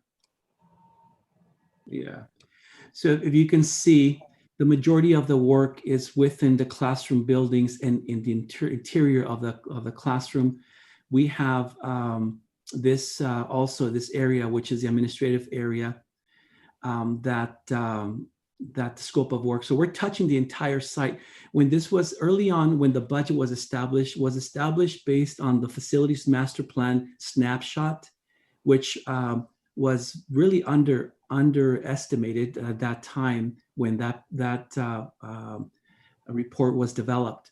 So for us, we wanted to first identify, do boots on the ground, get the engineers, get it out in front of the division state architect to really identify what is really a true cost. So before we bid, we had an idea that this was, with all the status scope of work from the division state architect and the engineers that they identified, we knew that there was going to be over the budget. However, we needed to reflect the bidding market, knowing that escalations have gone now to 15% over, but not 100%, 15% and even above that. We wanted to bid the project to really get a true cost on this project and bring it in front of the board and provide the board options and alternatives how we can fund it and get it completed. One of the other alternative was not to do anything, but knowing how this school and the students that are housed here, it was very important for the board to move forward. Another thing that this school has that also added difficulty navigating through construction is currently there is a state mandated program that is housed here and has been housed. I don't have the history, but it's been here for years and years, that serves our students district-wide and serves the students here at Sunshine. For years, they have taken over this area that I'm pointing out, including the NPR that they use to service the public, our students, and so forth. One of the things that we did through developer fee funds was to move them out. We wanted to restore and recover that area for our students. They come first. So we're building a modular portable building for them, for the county and state to operate from, so that the school can recover this area that for years and years they have not been able to use for our students that are, again, special ed, require special equipment, very sensitive. And again, as I mentioned earlier, as you're working within this area and you have access to these classrooms, it extended the construction phase, which made it very difficult. So it did increase the cost, and that was again presented to the board, and the board made a decision that this is important for us to move forward. But bidding really gave us a true view of the cost. But early on, using the budget that was established by the facilities master plan, it was not clear. Part of it, they didn't do a true boots on the ground. It was in front of the division state architect and meeting those requirements. So we were able to increase the budget again through funds that we had on hand, and we're able now to move into construction. And on to the topic of increasing construction costs, what's the paradigm, or what's the thinking? And I know that there's an opportunity with the kids not being in school to kind of move forward with construction. That's an opportunity. And a silver lining in this whole COVID pandemic. But at what point, has there been board discussion about, would you actually consider slowing down projects because construction costs are just getting out of control? Has that been discussed by the board at all? It's an overheated market. When we present to the board projects that are shovel ready and ready to bid, those are presented to the operations board subcommittee with the recommendation of the engineer, the construction managers and staff. If it makes sense to move forward in a work and bid the project, then that's a decision that is made and presented to and the recommendation is made to the board. If we get to the point that we need to value engineer, or like we did for like King High School, the driveway drop off area, the recommendation was to wait, time out. We need to stop that, postpone it. We bid it 3 times already. The bids are coming way too high. Let's move it further out. This one here is this was an anomaly. The rest of the projects have not come across this situation, but this one was different. The scope of work was different. The situation was different. That staff with our engineers and CMs made the recommendation to move forward with construction now and not wait, knowing that the escalation of cost of construction next year may double. And so we want to make sure that $1 today is not the same dollar tomorrow. We want to take advantage and the timing and the ability to move into construction now due to COVID-19. So there's been many reasons why, not just one variable. Because if I was to make a prediction about the construction costs now versus a year from now, is they're going to be cheaper. I mean, I don't think that's going out on a limb either. But the I guess my point is, and I'll stop after this and cede the floor to whoever else needs it, is that with Prop 13, with its failure, and there's no guarantee of any bond measure in the immediate future passing either, we're not where we were, in my opinion, a couple of months ago, where we had more money at our disposal, or at least anticipated more money at our disposal, where we can kind of turn at least one blind eye, maybe not both, but a quarter of a blind eye to construction costs. We're in a point now where I think we really need to stretch our dollar out, as much as we can. And I know there's opportunities with the students not being in school, and I guess there's a balance that needs to be reached there. But I'd like to see, some message go. Hopefully the board's considering that. I guess I'm addressing it to staff so that maybe they can take it to the board that we got to be really careful with these dollars going forward, because this may be all we have for a long time. And maybe it's worth, if construction costs really are overheated, slowing down a couple of these projects so we can get more of them built. It's just my 2 cents, and I'm done. Thank you. Thank you, Mr. Hunter. So let's move to, these are some renderings of the school, the front of the school. This area is being expanded, part of it too, to make it ADA compliance. And sorry, Gabby, if I'm jumping into your presentation, do you want me to? Okay, go for it. I'll just quickly go through this. Right now there's going to be added a path of travel that wasn't previously there, so it facilitates the walking for students that are going to be going to the CCS program in the back. There's, as at the top picture on the right side, it shows the new gate and entrance area that will also be added to that to the school. And next slide. And then in the back right, you'll see that's where the new portable is going to be added, as well as a new playground and new surface area. There's an existing shade structure that's going to remain. And then as far as the existing building, there's going to be a new carpet, new lighting, new paint, and new updates to some restrooms to make them ADA compliant, as well as the addition of a sink area in the nurses area. So a lot of new, fresh updates to the school that really needs it. Great, thank you, Gabby. Poly High School, and this is this Eric? Anna, is this Eric or yours? There's Eric. Eric, are you there? All right, and muted me. So yeah, we started this one early. We just started this project the beginning of May. We are under budget. We've only been under construction for a month. We're doing major upgrades to existing utilities, which are all old and coming apart, decrepit, as well as many, many years of upgrades and changes. So the path of travels were not safe.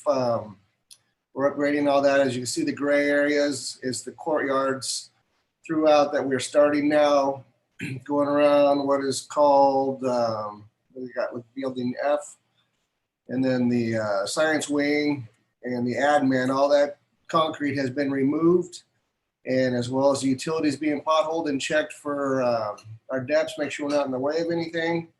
And we're currently taking all that out. We'll be having new lighting in those areas for a safer path of travels at night for the teachers, and new utilities. And then there's also going to be an upgrade in the ROTC wing, which is the 100 wing, that they'll be redoing 2 rooms over there, as well as a storage room, making the rooms a little bit bigger. And like we said, we're currently under budget on this one. We just started. And Eric, if I can add to your comments, this is phase 1 of the Poly project. And this is the main quad areas and in infrastructure throughout the campus that really runs through this whole quad area and changing the elevations and grading on this area. But this one came in under 10, was it under 9 million?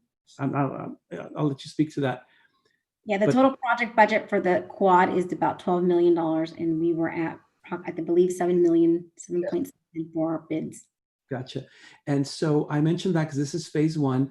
Phase 2 right now it's under engineering. It's being reviewed by the Division State Architect, and it's a auxiliary practice gym, which is back here behind the existing gym. That's being engineered and under plan review right now. That you don't see it here, and we'll bring it to the committee at the next meeting. We'll bring some information on that, so you have that information. But the total budget for phase 1 and phase 2 is the $24 million. I see Dale Kinnear has a question or comment. Dale? When do we go out to bid for the auxiliary gym? The auxiliary gym is still in design, so we don't believe that it's going to go into construction possibly next year or in the fall of next year. So it's still currently being developed. The scope's being developed, and we just submitted it to DSA a couple weeks ago. So again, it'll be a while. Probably summer 21. Yeah. Mm-hmm. This is the back. This is a rendering of the back of the school. Let me see. So this is this area here. This is the rendering of Poly. This is a perspective view, more of the finishes of what's the scope of work in the quad area. Yeah, the covered canopies. Mm-hmm. There's also going to be another one right in front of the admin where you see the other seated walking area, little step walks by the library in front of the admin. Right there, yeah. There'll be another cover right there, shade structure.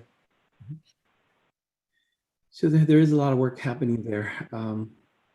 Okay, King High School, this project again was bidded 3 times, was shovel ready, and at this point is being moved. The actual construction is going to be included with the King High School modernization when that takes place.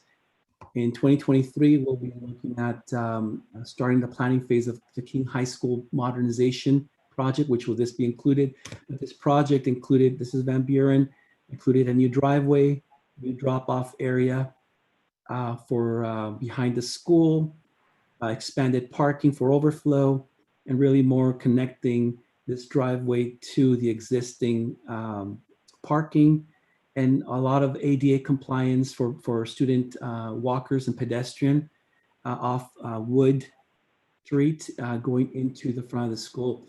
If you're familiar with King High School, there is this parking here, and students or visitors that have to walk, they walk right on the road. There is no walkway.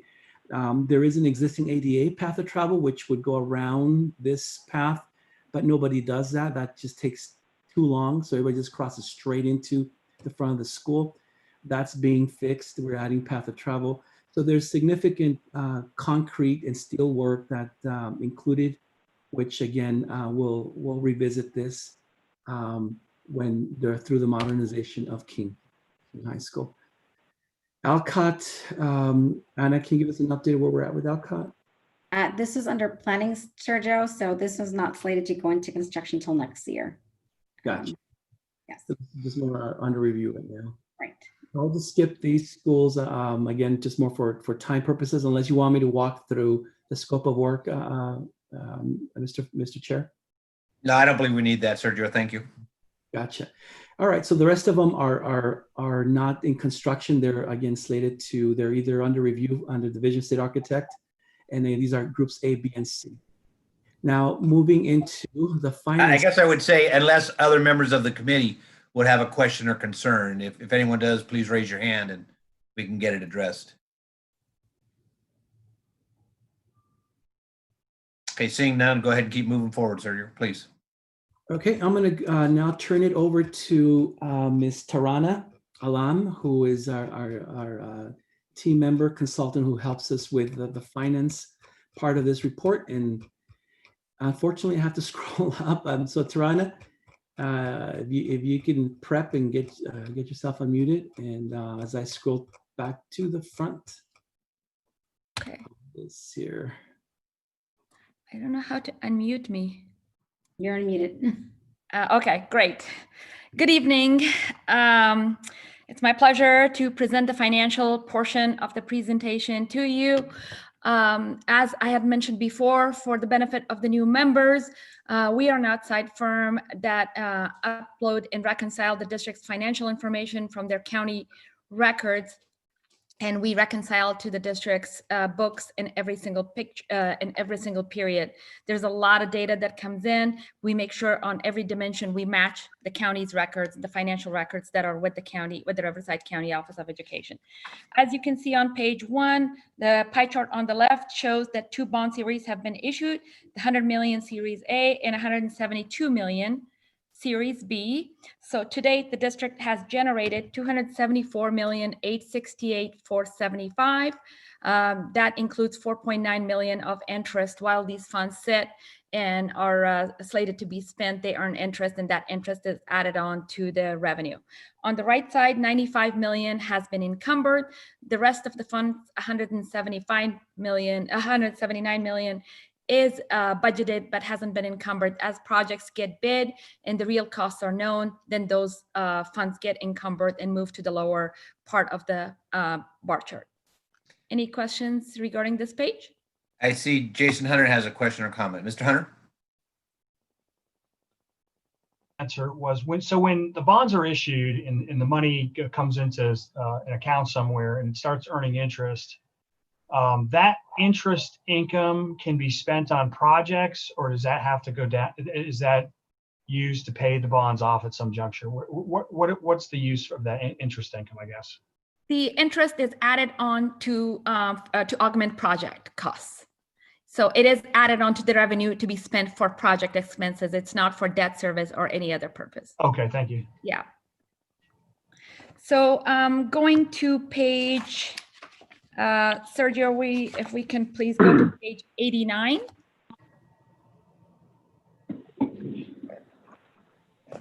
In the financial section. Usually I have a tab here, so sorry about that. It's gonna take a few seconds. So this report was prepared for the April meeting. So some of the data, obviously has changed. For example, Sierra, the budget has now been reduced to 8 million instead of the 9 million. So some of those budget revisions, or the King High School has been delayed, so that's going to be moved. But these are the actual encumbrances. The first, on the left side, you have a project listed. Then you have the cumulative commitments. Those are purchase orders and contracts that have already been issued. Then you have expenditures up to the date of the last report, which was January, and as of January 10th, and then the additional expenditures since that period. So since that period, 14.9 million of additional funds have been spent on the current Group A, B, and C projects, B and C being in planning and Group A being in construction. Measure O cumulative expenditures by project, you have a total of 64.6 million, and remaining commitment 30,636 for towards as of right now. And this data was updated as of 3:30. So this is just a broad summary of total expenditures and commitments. Behind that, you have detailed expenditures for every project by its project code. You have the vendors. Sergio, if you could please go down by a couple of pages. Over here. So for every school, you have the vendors for that particular project, a brief description of what each vendor does, and the POs and contracts that have been issued to date and what has been spent. As Sergio mentioned, and Anna, that these projects are multi-funded, so some of them may be funded from other funding sources like developer fees, CFDs, other revenue sources. So the budget that you would like to see, because Mr. Kinnear mentioned earlier that he would like to see the budgets in here. So in this report, would you like to just see the budget related to Measure O, or the overall budget of a project that includes district local funds as well as the Measure O funds? And the reason I asked that, because on page 87, you'll see the projects that have a budget change. So I want to make sure that the budget that you're seeing there, it may be different from what you saw last time. And the reason for that is that our other funding sources have been used here. So for the purpose of Measure O member purview, you only are going to see expenditures related to Measure O, not all the other funding sources. But how would you guys like to see the budget? And that's a question that I have for the members, and we'll prepare the budgets according to that in the future. Dale Kinnear, I see you have your hand up. Would like to have a question or comment. Is it too difficult to include the Measure O budget and the other budgets? Is that too hard to do? No, it is not. I'll be happy to do that. I think it would be helpful for me, but if it's too hard, then. Yeah, no, we can do that because we are tracking the other funding sources for the district as well. I just don't want you to think that the budget, if you were to refer to the prior report, you see a budget that has changed, you think that that's a budget increase. It could be the portion of the budget that's funded from other sources. Yeah, so in the future, you'll be able to show Measure O source, and then you'll be able to show other sources. Yes, sure. Thank you. That'd be great. Yeah, no problem. Mr. Hunter, you have a question or comment? I didn't know how to lower my hand. I only see a raise hand button, but Mr. Kinnear asked my question. It was answered. So I'd like to see them both as well on a 5,000 foot picture, and then as we get into actual expenses, maybe restricted a little bit more towards Measure O, because that's really what we're concerned about is Measure O. Yeah. Yeah, the expenditures that you're seeing here are just for Measure O. So you're not seeing the expenditures from other funds, even though there have been expenditures from other funds. But for the budget portion, we could definitely show you what portion is being funded from Measure O and the other funding sources. And I can also include a brief description of what the purpose of those other funding sources is. So you can have a brief description. What is CFD? What is a developer fee? What is a Prop 39? So you will have that too, that nomenclature that might be helpful. Mr. Kinnear, do you have another question or comment? Well, I do have a future agenda item, but it relates to this section of the report. Should I wait until the end and then go back to this report, or should we talk about it now? I think I'd rather do it later in the committee comments section there, Dale, if you're okay with that. I think that would be the most appropriate way to handle it. Thank you. Any other questions?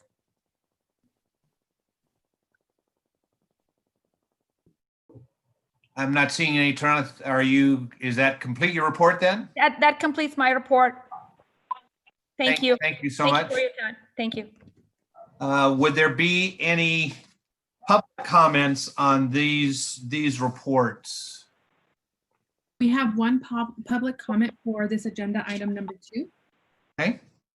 Okay, I'll go ahead and start the 3-minute clock. But before that, I'll say that the comment is from Melody Clark, and she's a resident here of Riverside. Measure O Bond Oversight Committee. It's been a disappointing day for STEM in the US with the delay of the launch of the SpaceX Dragon rocket. Unfortunately, it has also been a disappointing time for STEM at RUSD.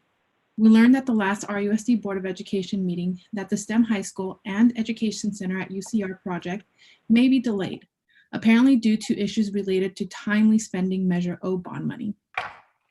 I want to take this opportunity to remind you that the voters very specifically wanted STEM education to be a priority for the use of Measure O money. I will directly quote from the bond language in the ballot that proposed Measure O would be used to, and I quote, to repair and upgrade Riverside schools, including deteriorating roofs, plumbing, and electrical systems, improve the student safety, security, and seismic safety, upgrade classrooms, science labs, career training facilities, computer systems, and instructional technology to support student achievement in math, science, engineering, and skilled trades, and construct, acquire, repair classrooms, sites, facilities, and equipment, end quote. The measure explicitly says that we are investing in facilities and facility upgrades specifically in order to support student achievement in math, science, engineering, and skilled trades. You could say you were following the instructions of this ballot measure when the STEM High School and Education Center was actively being, but the project stays in the site selection phase through 2026, then this is no longer true.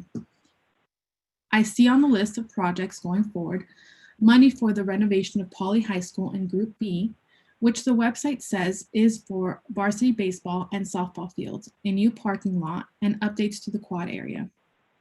I don't want to pick on Poly, but I just want to make the point that we have lost our direction and vision for what this money was intended to do for our students. It is your job on the Oversight Committee to ensure that bond funds are being spent according to the ballot measure language, according to the wish of the voters. The voters stipulated that this money is to be used, and I again quote, to support student achievement in math, science, engineering, and skilled trades, end quote. I expect the delay in the launch of the SpaceX rocket will be short, and I ask you to reconsider a delay in the STEM Center project. And that is the end of the comments. Thank you.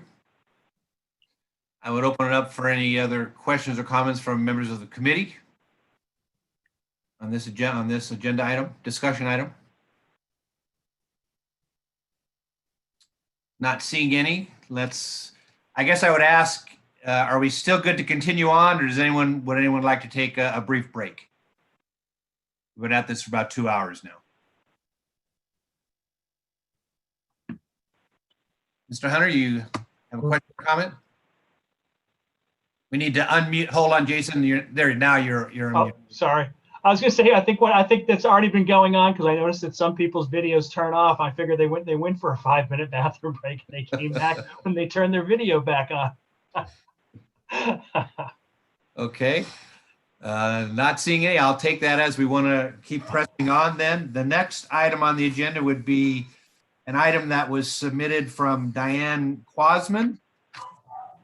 How funds are spent. I believe that Ms. Quasman had to leave the meeting, and I don't have any information on this.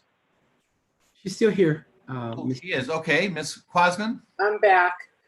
Thank you for allowing me to be gone briefly.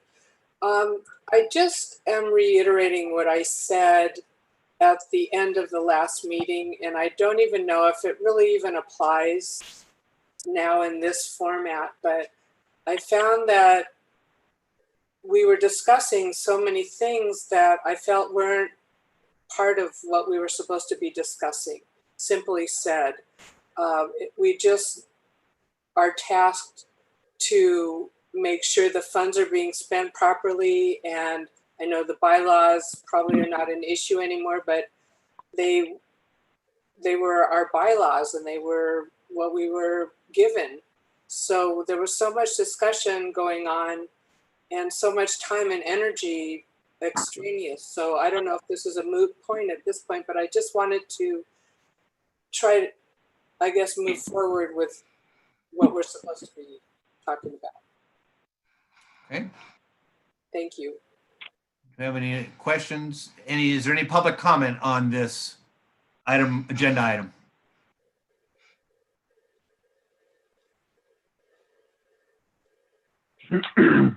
There are no public comments on this agenda item.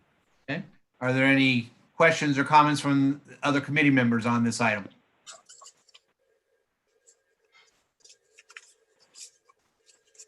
Mr. Hunter? Yeah, hi there.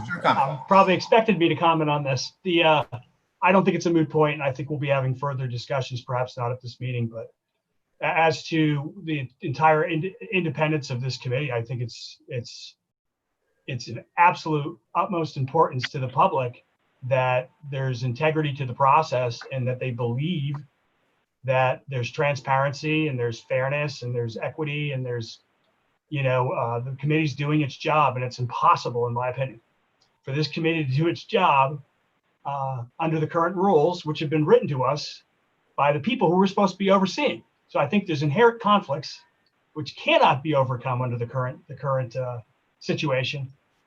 Once again, not for today's discussion, but I'm sure there'll be plenty of discussions coming forward in the next 6 months. Okay.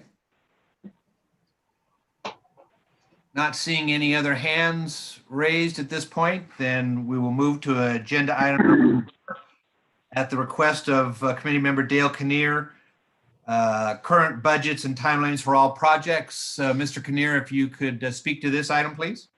Sergio and his staff answered all my questions. So I have no further comment on item 4. They did a great job. Thank you. Is there any public comment on agenda item number 4? We have no public comments on agenda item number 4. Okay. Any other comment from any other committee member? Seeing no hands raised, then we'll move on to agenda item number 5, failure of state bond impact on Measure O. This item was asked to be added by member Dale Kinnear. Mr. Kinnear? Same thing holds true. Can you hear me? Yes. Same thing holds true. Sergio and his staff addressed all my questions and concerns. So I have no other comment. Okay. Are there any public comments on this item? We have received no public comment on this agenda item. Okay. I see Mr. Hunter has a comment. I just wanted to ask staff, is split row currently on the agenda for this November? Still? I don't know. We can check or ask maybe David Kisnoka. Do you know by any chance? As far as I know, it's still on the ballot. And as I understood it, weren't a lot of those funds earmarked for school construction or schools? That's what the materials say. Okay. Thank you. Okay. Seeing no other questions or comments, then we will move on to item number 6. This item was added at the request of Mr. Dale Kinnear, Measure O funds for planning meetings and public relations for UCR STEM School. Mr. Kinnear. Am I on? You are. Okay, thank you. At the last meeting, I questioned the expenditures for city works, people and places, and also, I guess it's called Place Works. One's for a couple $100,000 and the other one is for $21,000. I guess I'd like more clarification on what those expenditures cover. Sure, I can comment. First, I think it would be, excuse me, sir, I think it would be appropriate before you comment to see if there were any public questions or comments on this item. We have no public comments on this agenda item. Okay, thank you. Sergio, now, please. Thank you. Ms. Mays Kakish is going to respond to this item tonight. She's our CBO for the district, and unfortunately, she wanted me to express that she really wanted to be part of this meeting today, but she was pulled with our superintendent and board members to a county meeting that's happening at this time, so she's not able to respond to this item. But she did brief me a bit on, and I can respond in terms of expenditures and what we're doing. City Works has been as many tools that we use through when we're in the planning stage or in construction of many projects. Hear me, or is there a lot of noise in the background? We can hear you. Okay, perfect. What we do as, for example, we have consultants that helps us with expenditure reports or reporting to the state or submitting to the state for funding. They're a part of the extension of our staff that helps us with specific projects or the programming of projects. Many of these projects, as I mentioned earlier, they're multi-funded. I'll give you an example. High Grove Elementary, that's under construction. There's funding that we use for Measure O. There's state funding, two levels of state funding. We have modernization and also new construction. But in addition, we have developer fees or CFDs that completes the total project budget. So as early on right now, because we don't have the state funding that has come in yet, we're using Measure O and funds that we have on hand to complete the project, to get us going. We can't wait till for state funding to move the project forward. So as we expend funds for consultants, ultimately at the end of the project, when that gets done, you can see that there was a portion of Measure O, and then ultimately another portion that again from various funds. For this particular one, City Works has helped us with various projects. One of them is the STEM project. They've helped us with the planning side of it, with presentations, planning, and so forth. Now, we could at this point, because I think it was part of the expenditure report at the last time, that it showed that we use Measure O funds to expend for those services. Talking to Mays, we could, if it's more for the committee to, and being transparent, that we could always use other funds. At this point, we're not using City Works. Their contract has ended. Doesn't mean that we're not going to use them for future projects or for STEM project, but we could use other funding sources, not Measure O at this point. Again, it's appropriate when it's when we expend projects or funds on projects for those types of professional services, separate from construction or engineering. So I don't know if that helps, Mr. Kinnear, in the response. And did I see that you had your hand up? Question or comment? Yeah. Well, my comment is, I suppose, I disagree with it being appropriate use of Measure O funds. And I guess I'd like to have it on the record that I think that those types of expenditures are not appropriate use of Measure O funds. And I'm okay with leaving it at that. Sure, and we could do what we're going to do, talking to Mays, that we'll transfer those expenditures using either the other funds, developer fees, or state funding for those, so that we are, so it may help as we move forward with projects, that it doesn't show using Measure O. Okay, thank you. Mr. Hunter, you have a question or comment? Just a comment. I wanted to concur with Mr. Kinnear. I agree with him in that, you know, when I see some of these other less, what I would call controversial schools being built, I don't see a marketing firm being hired to kind of push them onto the community. We can call it planning. I don't believe it is planning. I think it's propaganda and marketing. And I don't think that that is really the intended purpose of a school facilities bond construction program, quite frankly. So I would concur with that. If the district, what I hear from Mr. San Martin is gonna solve this administratively, you have no problem with me. I don't need to call for a vote.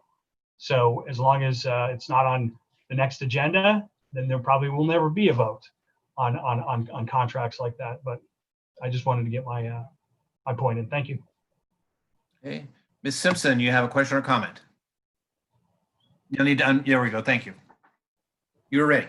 Thank you. I don't agree with Jason's interpretations of those expenditures, but I do agree with Mr. Kinnear.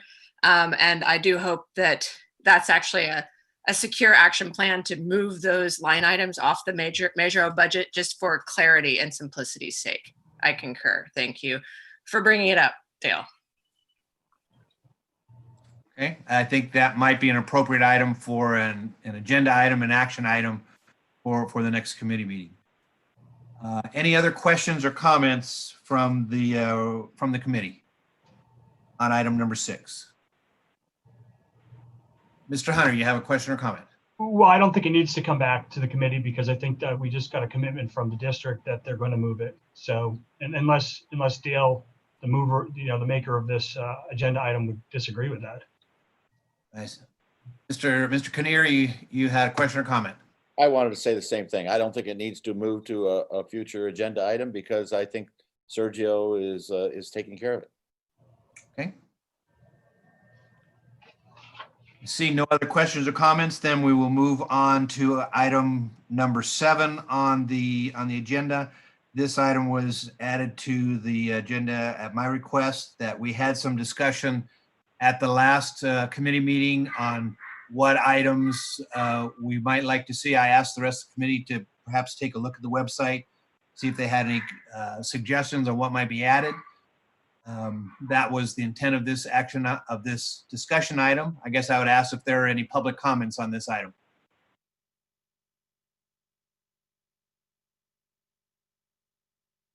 Can you unmute Gabby?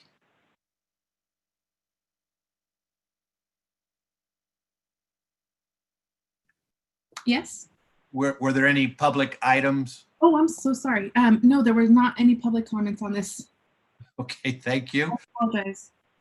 Then I guess I would ask the rest of the committee if anyone had any suggestions on anything else they would like to see on the CBOC website so that we could keep the transparency for the general public at its highest level. If not, then we can move on. Mr. Kinnear, you have a question or comment? One comment and I guess 2 comments. One is that I missed the attachments, so I'm going to have to go back through the website. I'm not very good sometimes at trying to find things through the website, so I did not see the meeting attachments that were included on the website. So I got to go back and look for that. And maybe it was just me, or maybe they should be placed in a easier location for people to find. And then my second comment is I've had a number of text messages this evening from various members of the community that have said that they had a difficult time providing comments to this meeting. And I don't have the details to that. Maybe they're doing it wrong too. But I know that they were frustrated that they couldn't respond. Yeah, well, I'll ask Anna in a minute. I think she had some information on this item, but I see that member Tina Grande Field has a question or comment. If we can unmute Ms. Grande Field. Hang on, there. Okay, I have the same question as Dale. I couldn't see the attachments on there. I fortunately got the email with the attachments, but I couldn't find them easily on the web. Ms. Gonzalez, I wonder if you might be able to address this item. Sure. All the items were posted. And if I may, George, I can show you very quickly, share my screen and show you where all the items can be located. I think that might be helpful. Hold on. I see committee member David Bristow has a question or comment. Mr. Bristow? Hang on, need to be unmuted. There, now.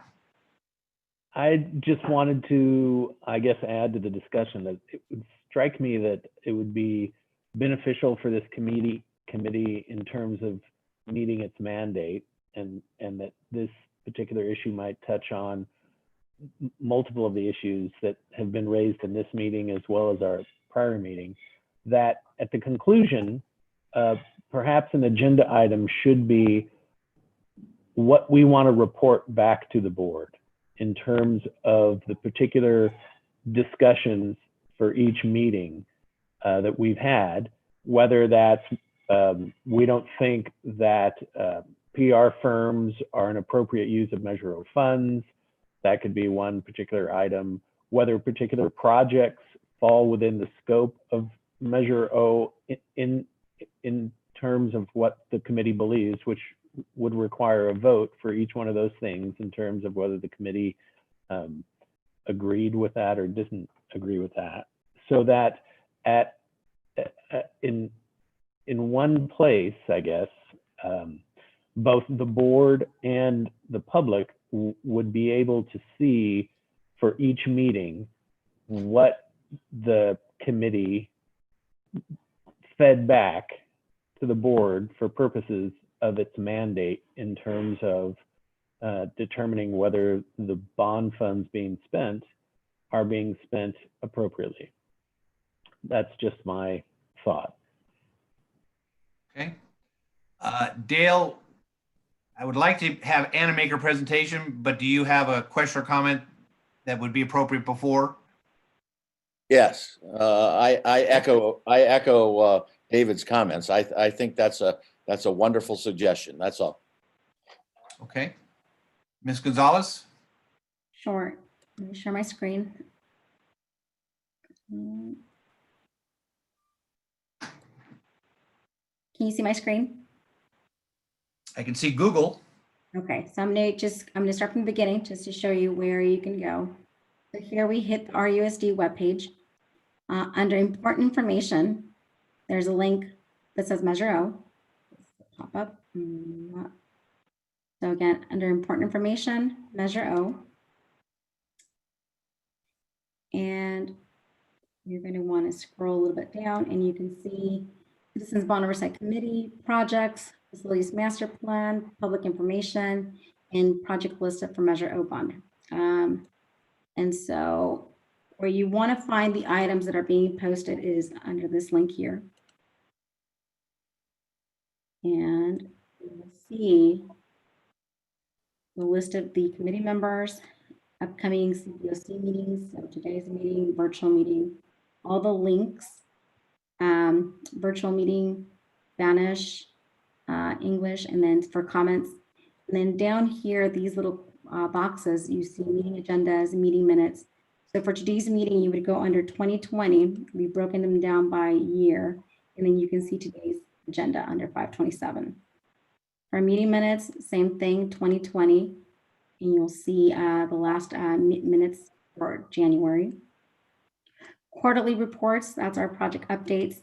And again, you hit these and you can see everything you've seen for 2020. Annual reports, we haven't done that one for this year, but you have last year's annual report here. Recordings for 2019, which is when we started recording. And then recordings for 2020, which is the January meeting. And then you also have your financial and performance audits reports. And then lastly, any miscellaneous items that we brought to the meeting today, for instance, was the cash flow. You can see it here. So, and then again, applications for the CBOC committee, we have it in English and Spanish down here below. If you wanted information on your projects, so here are your bylaws too, and the applications, COC resolutions. You just click on, let me go back one more just because I want to lose this. Measure O projects. And you have a list on your left-hand side of all the projects that are either in planning or under construction. And you can also see them by a quick photo here. So for instance, Harrison, you click on that. And you can scroll down and you can see the pop-up. You can see what we presented today, the project description, project status. And what we've also been adding on here is any project updates that we require for the project itself. So you can click on any of these and see what the weekly progress update for the project is. So for instance, I'll open this one. This goes back to July of last year, but just to show you what we're uploading. And so really this is where the status is for each of the projects. So as projects are progressing, we update these and we post them to each of the projects individually. Any questions? I see that Mr. Kinnear has a question or comment. Yes, thanks for showing us that. For me personally, it would be clear if all the attachments were located next to the agenda item. So when you click on the agenda item for this particular meeting, the attachments that go with the agenda are all together with that. And that's what I don't think I saw unless I made an error. Yeah, you're right. We've actually broken them down by meeting agendas, meeting minutes, quarterly reports. When you sent me when you sent us the email, it was really helpful that I had the agenda and all the attachments all in one location. It was simple for me. And so my suggestion for the website is when you have a meeting agenda that you also have all the attachments for that particular agenda item in one location for the public to see. Is that possible, Anna, to just PDF the agenda with all the attachments, keep it in one location? I still keep it, the way you have it, if anybody wants just that section of the agenda.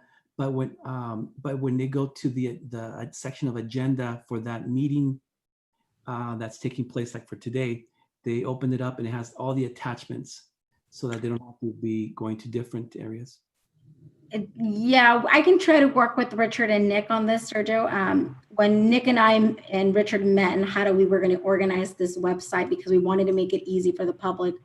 And we also wanted to make it blend with the rest of the website for RUSD. We came up with these boxes and we thought it'd be easier, but we can definitely work together and look and see how we can join all the items in one location, and then also leave all these broken down, because I think what would be easier for a lot of people is just going back by the year. But again, if they want to see it by a specific date, then we can take a look at that. We'll report back and see how that works and if it's beneficial for everyone. I see Mr. Hunter has a question or comment. Mr. Hunter?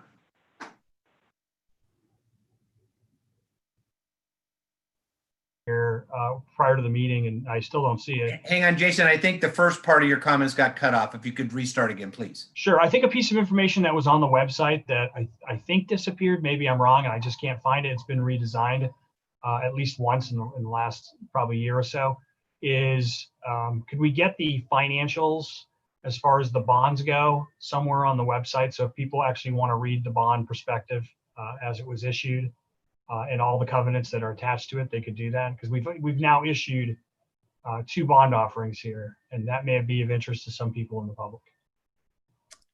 Yeah, I don't know that we've actually added that, but we can take a look at that and see if it's removed, and we'll go ahead and add that back in. Okay, thank you. It's right there. In, is that what you're talking about? The list that you have here, elections. Oh, you know what? You're right. County authorizing bond sales. So 2018. That may be it. Let me open that up.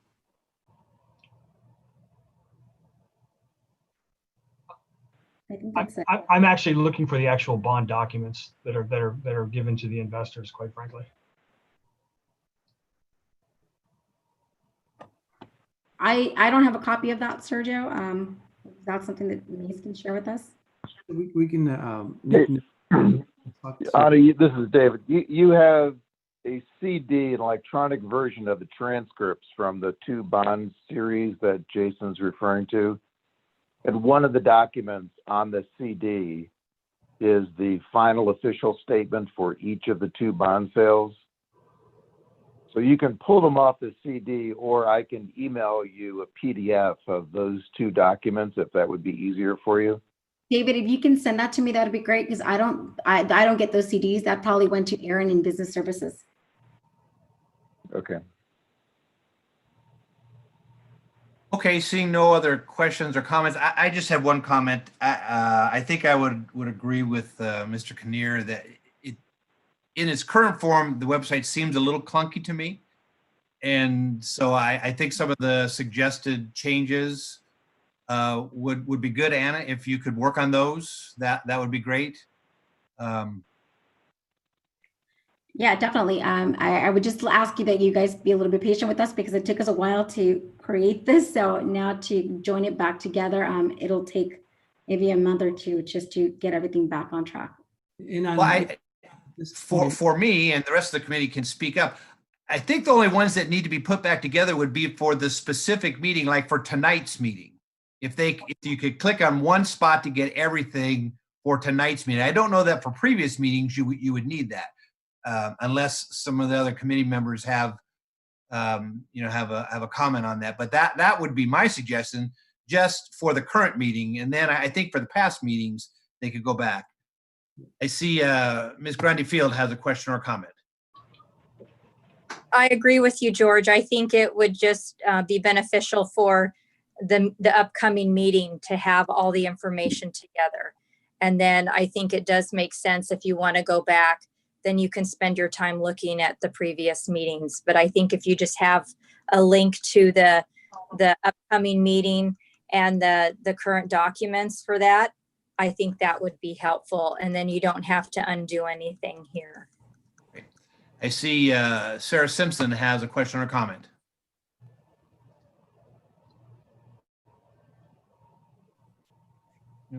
So I don't really know who we think we're trying. I'm not really sure why this committee thinks it has any authority to direct staff to spend time on tasks as tedious. I don't know if any of you have spent any time trying to develop websites and manage other people's disparate expectations about where they find items. But they sent us as committee members everything we needed for the meetings in an email. It's all together. We're each able to put those things together, either print them out and document them together or create PDFs, store them on our computers as we wish. So unless you actually think there's a really hardcore reason that the public we're serving in general can't just come and do their research and find what they need on this website, I'm not comfortable backing any idea that we're asking staff to spend any more time on that kind of a task. There's many more important things for them to do. That's just my opinion. Okay. I see Mr. Hunter has a question or comment. Yeah, well, I mean, I think this committee does have the right to technical and advice and other assistance by education code statute. So we can ask, and I think there's a general consensus, and it's not an earth-moving task here, and staff agrees to it. They're going to agree on their own accord. I mean, if we needed to take it to a vote to actually direct staff, I think we do have that authority under current statute. I think first, these committees, we serve and we report to the public first. They're the boss, and when we're here to kind of just try to give them some sort of confidence that, we're watching over the funds that they're going to be paying for the next 30 years. So I didn't see that as an earth-moving request.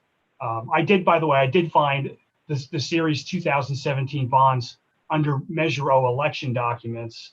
I'm not sure that's an election issue, so it may be miscategorized, but I'm still not seeing the second series of bonds there, if that could just be added. If staff thinks that this is a particularly onerous request, I would ask them to say, hey, listen, this is just too difficult and it's too much time to be put into doing that. I'd like to hear their feedback if that's the case. I see Sarah Simpson has a question or comment. Before staff needs to make any defense or argument about whether this is an onerous task, I think we need asking them to put up information that doesn't currently exist on the website is completely legitimate. I agree. If there was something you were requesting that needed to be there, that's fine. But questioning their judgment for how it's organized and asking them to reorganize because people on this committee don't want to take time to collate their documents is what I don't think they should be being asked. And we should only be asking that if we think the public need that or demand that. And no one has made that argument. It's not philosophically, we should be able to get people to do work for us. It's like, why? Why? What is the actual benefit? I haven't seen that made clear, and I don't feel, I just feel like staff are being very bend over backwards to keep the peace. And I have seen no argument for why that's necessary or even that useful. We're all grown-ups. We can keep it together ourselves. Okay. I see Mr. Kinnear has a question or a comment.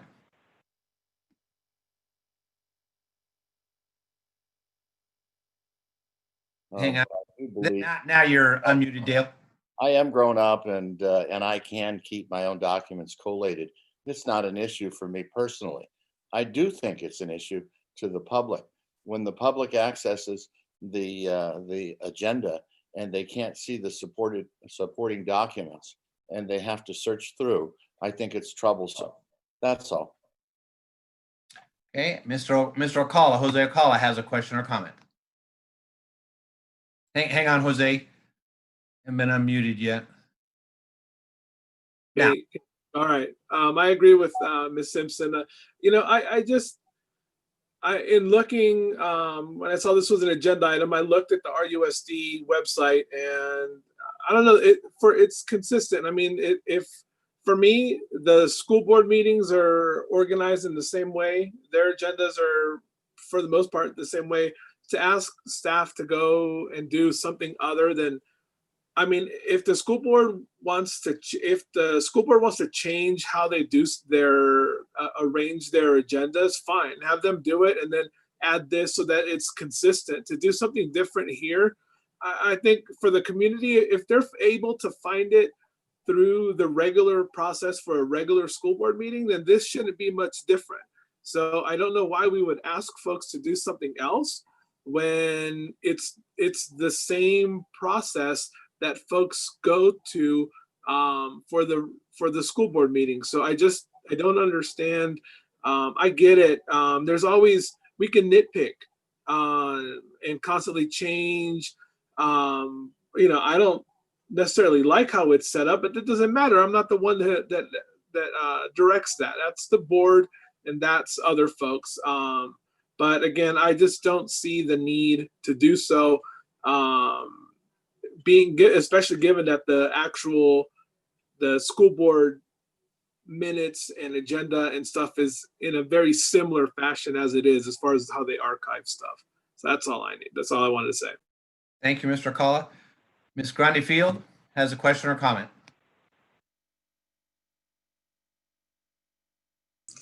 Yes, I just, I take a little exception with the statements that, number one, we're nitpicking, and number two, that we can't keep ourselves together. We get treated very well by staff, and I think for the most part, we treat staff very well, and we get all the documents together. And so I think Dale and I are just saying that it's not as user-friendly as we think it should be.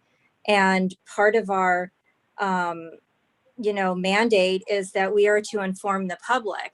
And I've been on this committee for a while, and I think there was consensus all along that the website was an avenue for that. And so, that's fine. If you don't want to make any changes, that's fine. If you get any more public statement, then I think you need to consider it.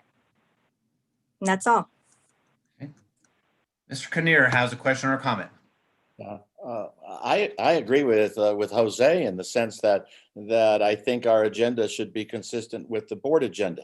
That when I go to the board agenda to look at what's happening, I have the agenda item, and right next to the agenda item is the attachment that goes with the agenda item. And I guess I'm asking for the same consistency, and I don't want to beat a dead horse. I just want it to be easy for the public to see the supporting documents. That's it. I think I would ask the committee to allow me to work with staff to do a little more investigation on this item to see how much work would be involved to do something like that, and we could bring that back for our next meeting.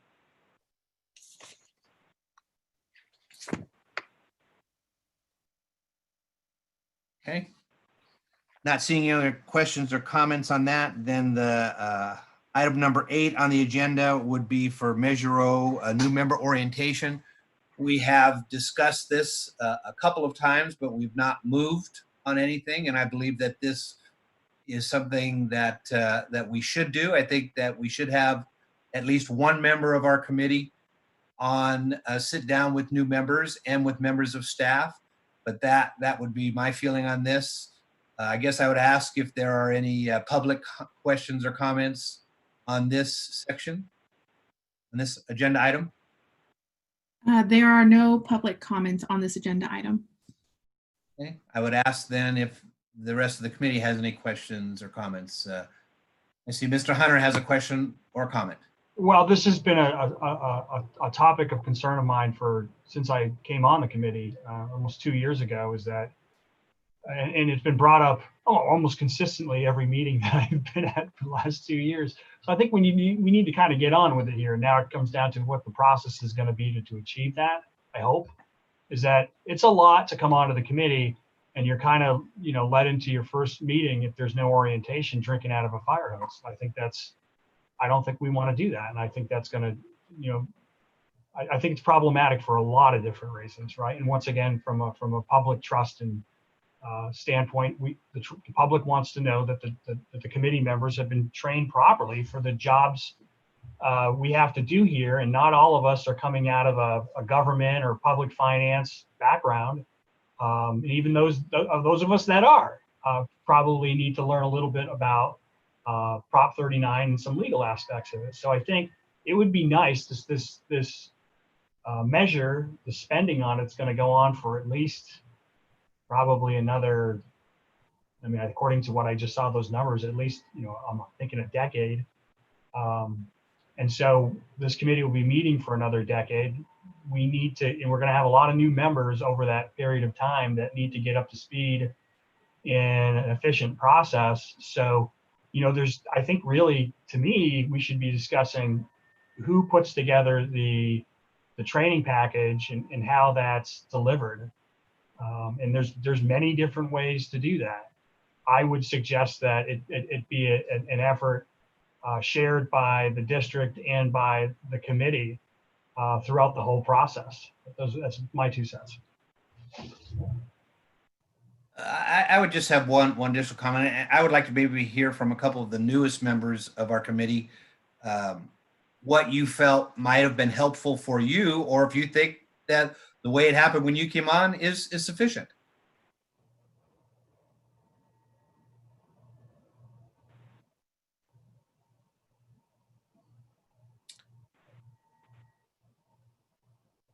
Ms. Kwansman has a question or comment. Thanks. I'm pretty new, and I had a pretty good orientation, and I don't know that I would have needed much more when I came on. It's really helped sitting through the first meeting to get a sense of what it really is. And then if I had questions regarding things that were brought up, I did my own research afterwards and came to my own conclusions. Some of them I shared with staff, but I felt that my orientation was comprehensive. Thank you. Ms. Simpson has a question or comment.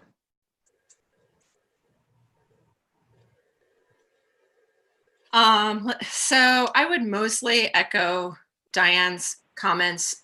I believed my orientation to be comprehensive, but of course, all this talk that perhaps it wasn't makes me wonder if there's still so much that, I should know but I haven't found it to be cumbersome so far. There's so much information available on the website.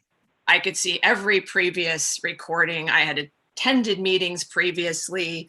The one thing I would agree with that might make everyone on the committee and that all the current members on the committee and then the public and future members more comfortable with that importance of transparency would be if some part of the onboarding process for the new members did have one opportunity for the committee chair to be part of that process. So Jason's comments about whatever the process is, being a joint effort between district staff and some veterans on the committee, that might be one change that I would suggest. But it's also very important to respect people's time. And if I had thought that some sort of hours of training were required to serve on this committee, I probably would not have applied. I see Mr. Bristow has a question or comment. Just a comment at the request of the chair for the new members to weigh in. I would just echo the comments made by my two fellow new members that were made previously. I feel like the orientation process was probably sufficient. But I also did my own research, and in light of my professional training, it was pretty easy for me and straightforward. That has been beneficial to me on this committee, and I think any onboarding or orientation would be beneficial. To Ms. Simpson's point, these meetings already are a tremendous investment in time and take far longer than any other committee that I am a member of. Legitimately, for the most part. Sorry, I'll leave my comments there.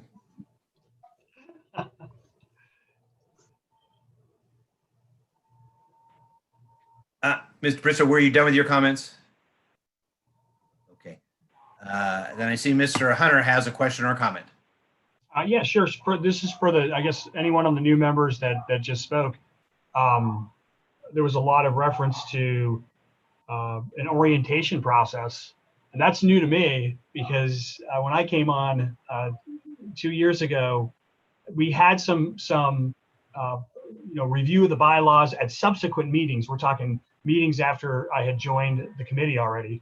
So at several members' requests, but there was no onboarding orientation process. So I guess I'd like to know what did you experience that was so different than my experience?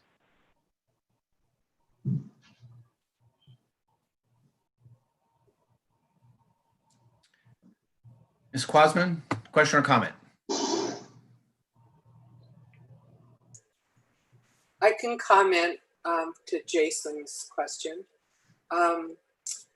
Jason, did you come on at the very beginning of this committee, or how did you, at what point did you come on? Okay, I'm back on. So I came in 2018. The committee was probably already up and running by that point in time for about 1.5 years. Okay, so when I came on, mostly everybody had been on for a while, and I didn't know if you had come on at the very beginning, so you were all starting together. But I had phone calls and face-to-face meetings with staff. And also when I had questions, I was familiar with a lot of the issues, and that's why I became involved. I was part of the Measure O campaign initially. So it made sense that I would continue to be involved as far as I was concerned. So I had some background, but anything that, I just usually can jump in and I'm okay. I don't know if that's okay with a lot of people, but I just figure it out. And I know that I've made a lot of comments that I have felt have been really kind of naive, but I've put my face out there, and I really just feel that I found out what was going on through staff and phone calls and research. And I didn't feel, and I still don't feel, that I need anything more. Thank you. Okay, well, I think that was some good discussion. I'm not sure that so I think maybe the one additional thing that I might try to work with staff on would be to perhaps have the committee chair or another senior member, a person that has been on the committee, sit down during that initial orientation, at least spend a little bit of time. That way, at least when a person comes to me, they at least have one familiar face that they could. So if the rest of the committee would be in agreement, again, that would be something that if you could allow me, perhaps work with staff on to tighten that up, and I can make a report at the next at our next regularly scheduled meeting. So thank you for that. I think that was some great discussion. Next item on the agenda then would be to set up determine our next meeting date. Sergio or Anna, could you give us maybe some background on some recommendations that you might have?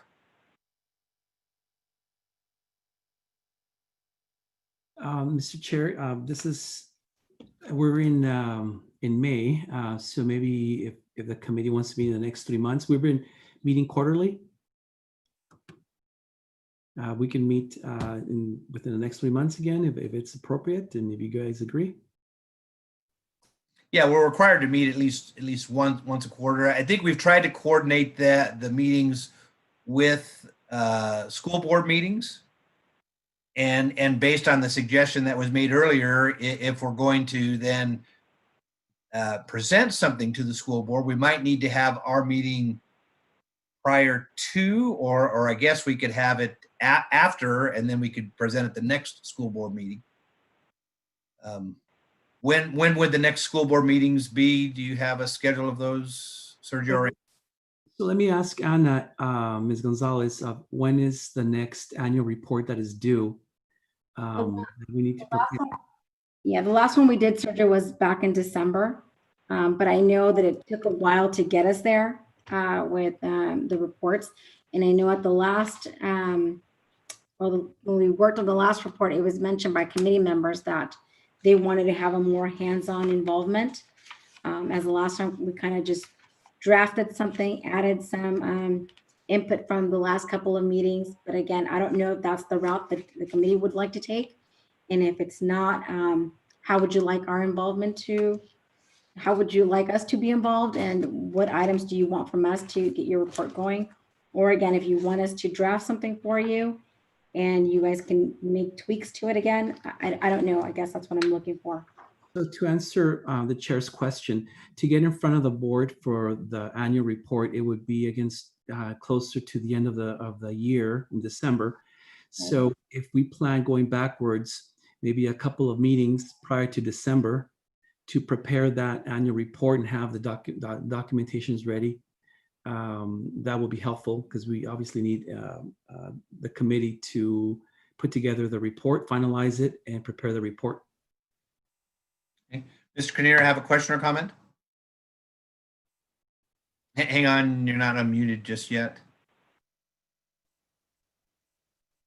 I propose that we have an August meeting and that one of the first agenda items is discussion of the annual report. Okay. Mr. Hunter, you have a question or a comment? Yeah, I would like to make that into a motion.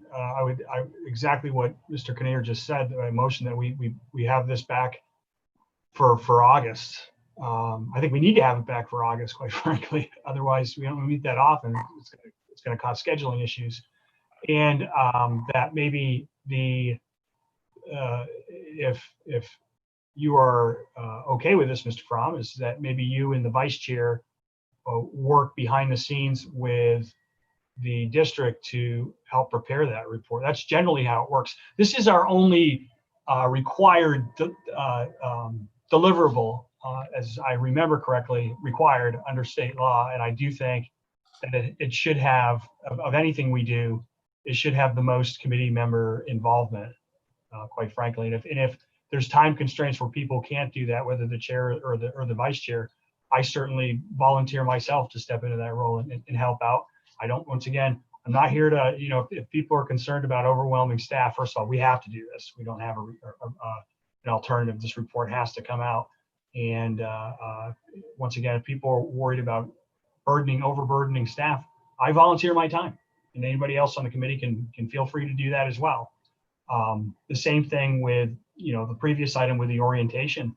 I have no problem volunteering my time to put together an orientation, and maybe the district already has an orientation that's been put together, right? I have no problem forming some sort of small informal committee to review that, to make sure that it's consistent and it's within the goals of what the committee wants. But that's the past agenda item. This is the current one. And so I would say make a motion to bring it back in August, having been at least reviewed by our chair and vice chair. Well, the agenda item is to choose a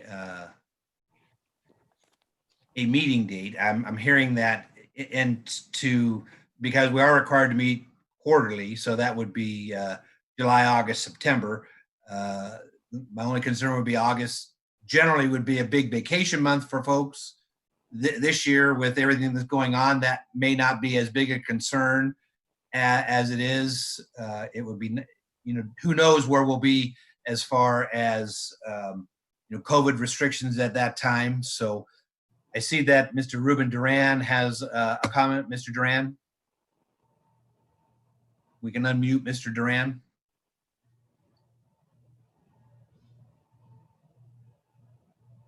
Thank you, Mr. Chair. I apologize for interrupting. I just did want to perhaps contribute one housekeeping piece to the conversation. That is, if the committee decides to meet in August or September or during a certain month, the Brown Act would allow you to work with staff on the scheduling. There's no need for the full committee to pull out all your calendars here today and come to a consensus or a majority vote on the actual meeting date.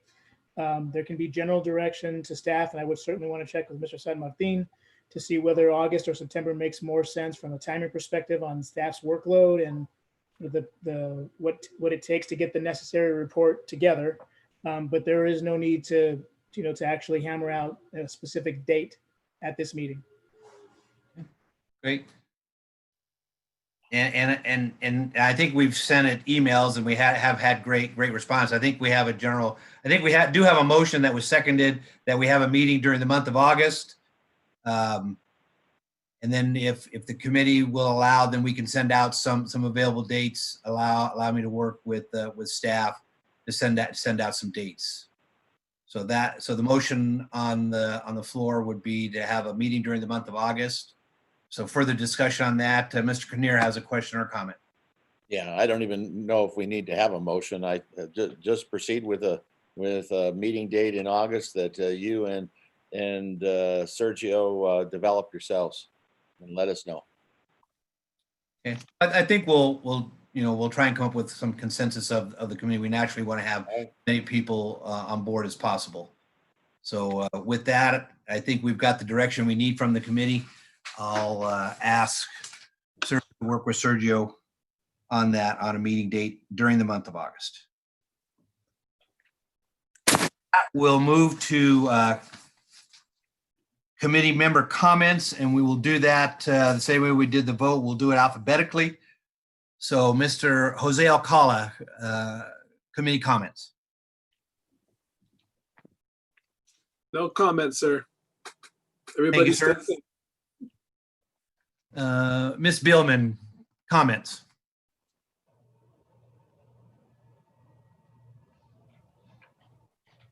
No comments.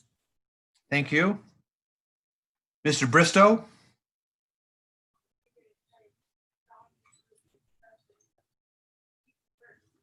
No comments. Thank you, sir. Ms. Grande Field.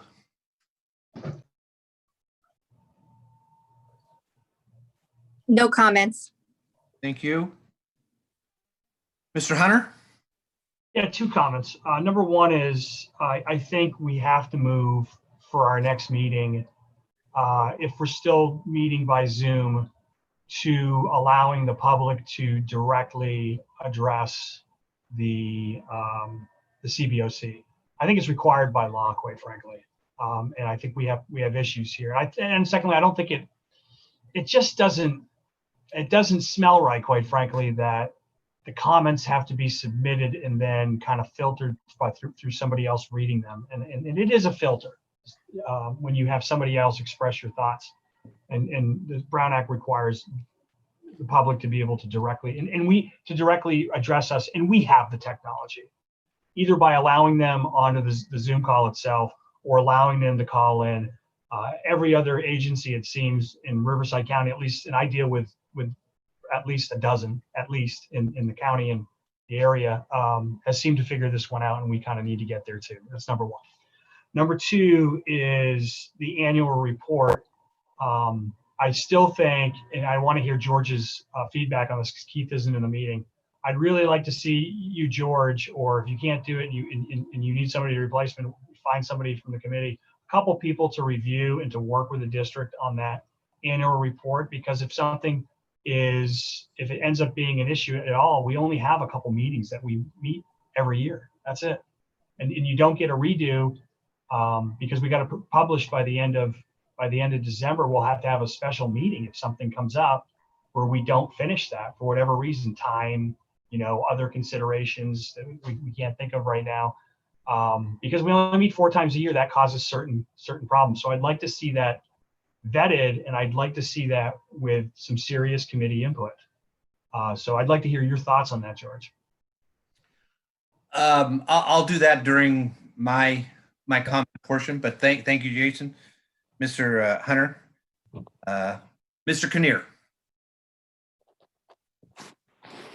I'd like to make sure that we also have on the next agenda some feedback regarding Mr. Bristow's suggestion. I think it was a good suggestion that somehow or another we summarize at each of our agenda items what's important to communicate with the board. I also, and Keith's not here, but when I reviewed the minutes of our last meeting, Keith asked about the protocol to inform the public, and he wanted it added as an agenda item to the next meeting, and we didn't do that. And I feel a little bad that somebody like Keith says we should make that an agenda item, and then we don't go back to it.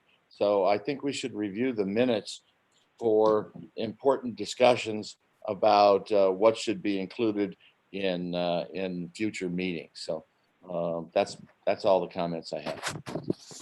Okay, thank you, Mr. Kinnear. Ms. Quasman?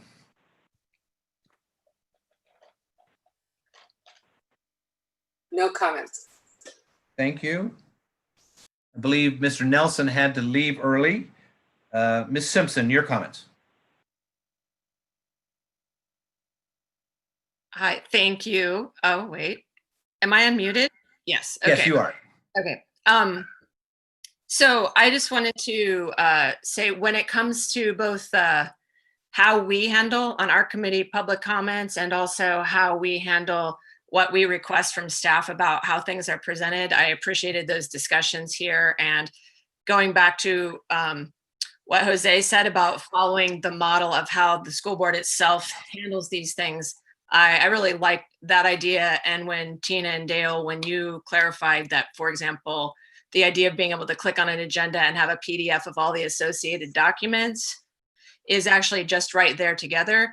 That's basically the kind of explanation I was looking for, and following the school board's model for doing that, as well as whatever develops on the school with regard to school board meetings for how they deal with public comment is what I think this committee should follow, both in public comments and how we communicate to the public. So thank you. Okay, thank you, Ms. Simpson. My comments would be this. First, I want to thank really all of the members of this committee for your courtesy and your patience during this unprecedented times in our nation, and the cancellation of the first meeting so that we had time to get this Zoom meeting set up. I want to thank the staff for all of your work in making this happen. I think you all did a fabulous job on it.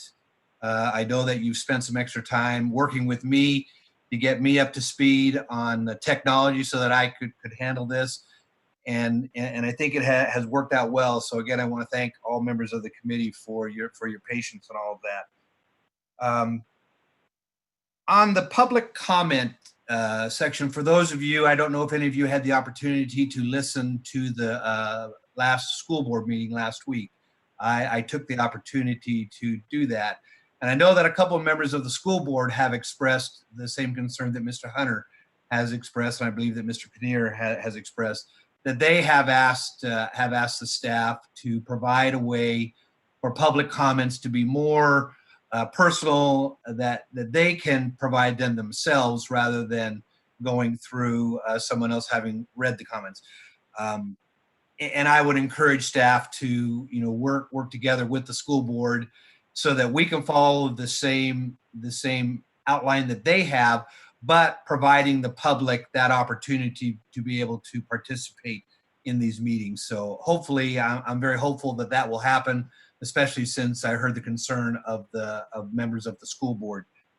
My last comment would be that I am willing, and I will touch base with Keith on the annual report.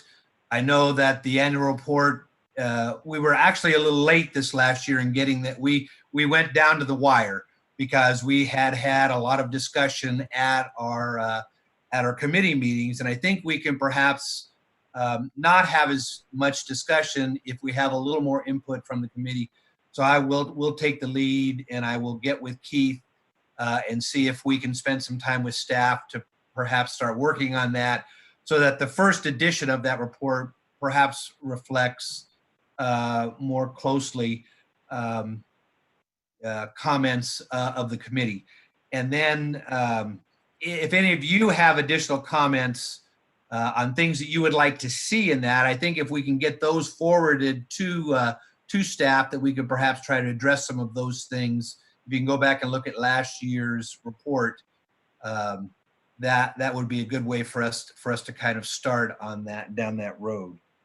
So with that, I would ask if any other members of staff have any additional comments that they might like to make at this time. Hello, Ms. Chair. I just want to thank the committee for their time, for taking the time tonight. I think it's been a long day.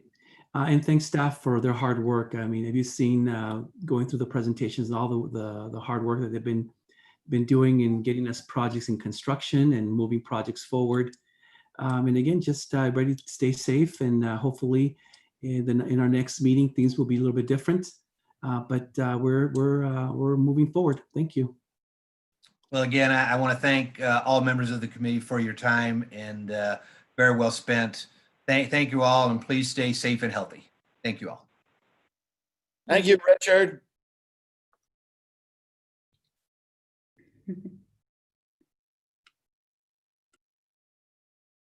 There we go. How about that? Wow. Huh?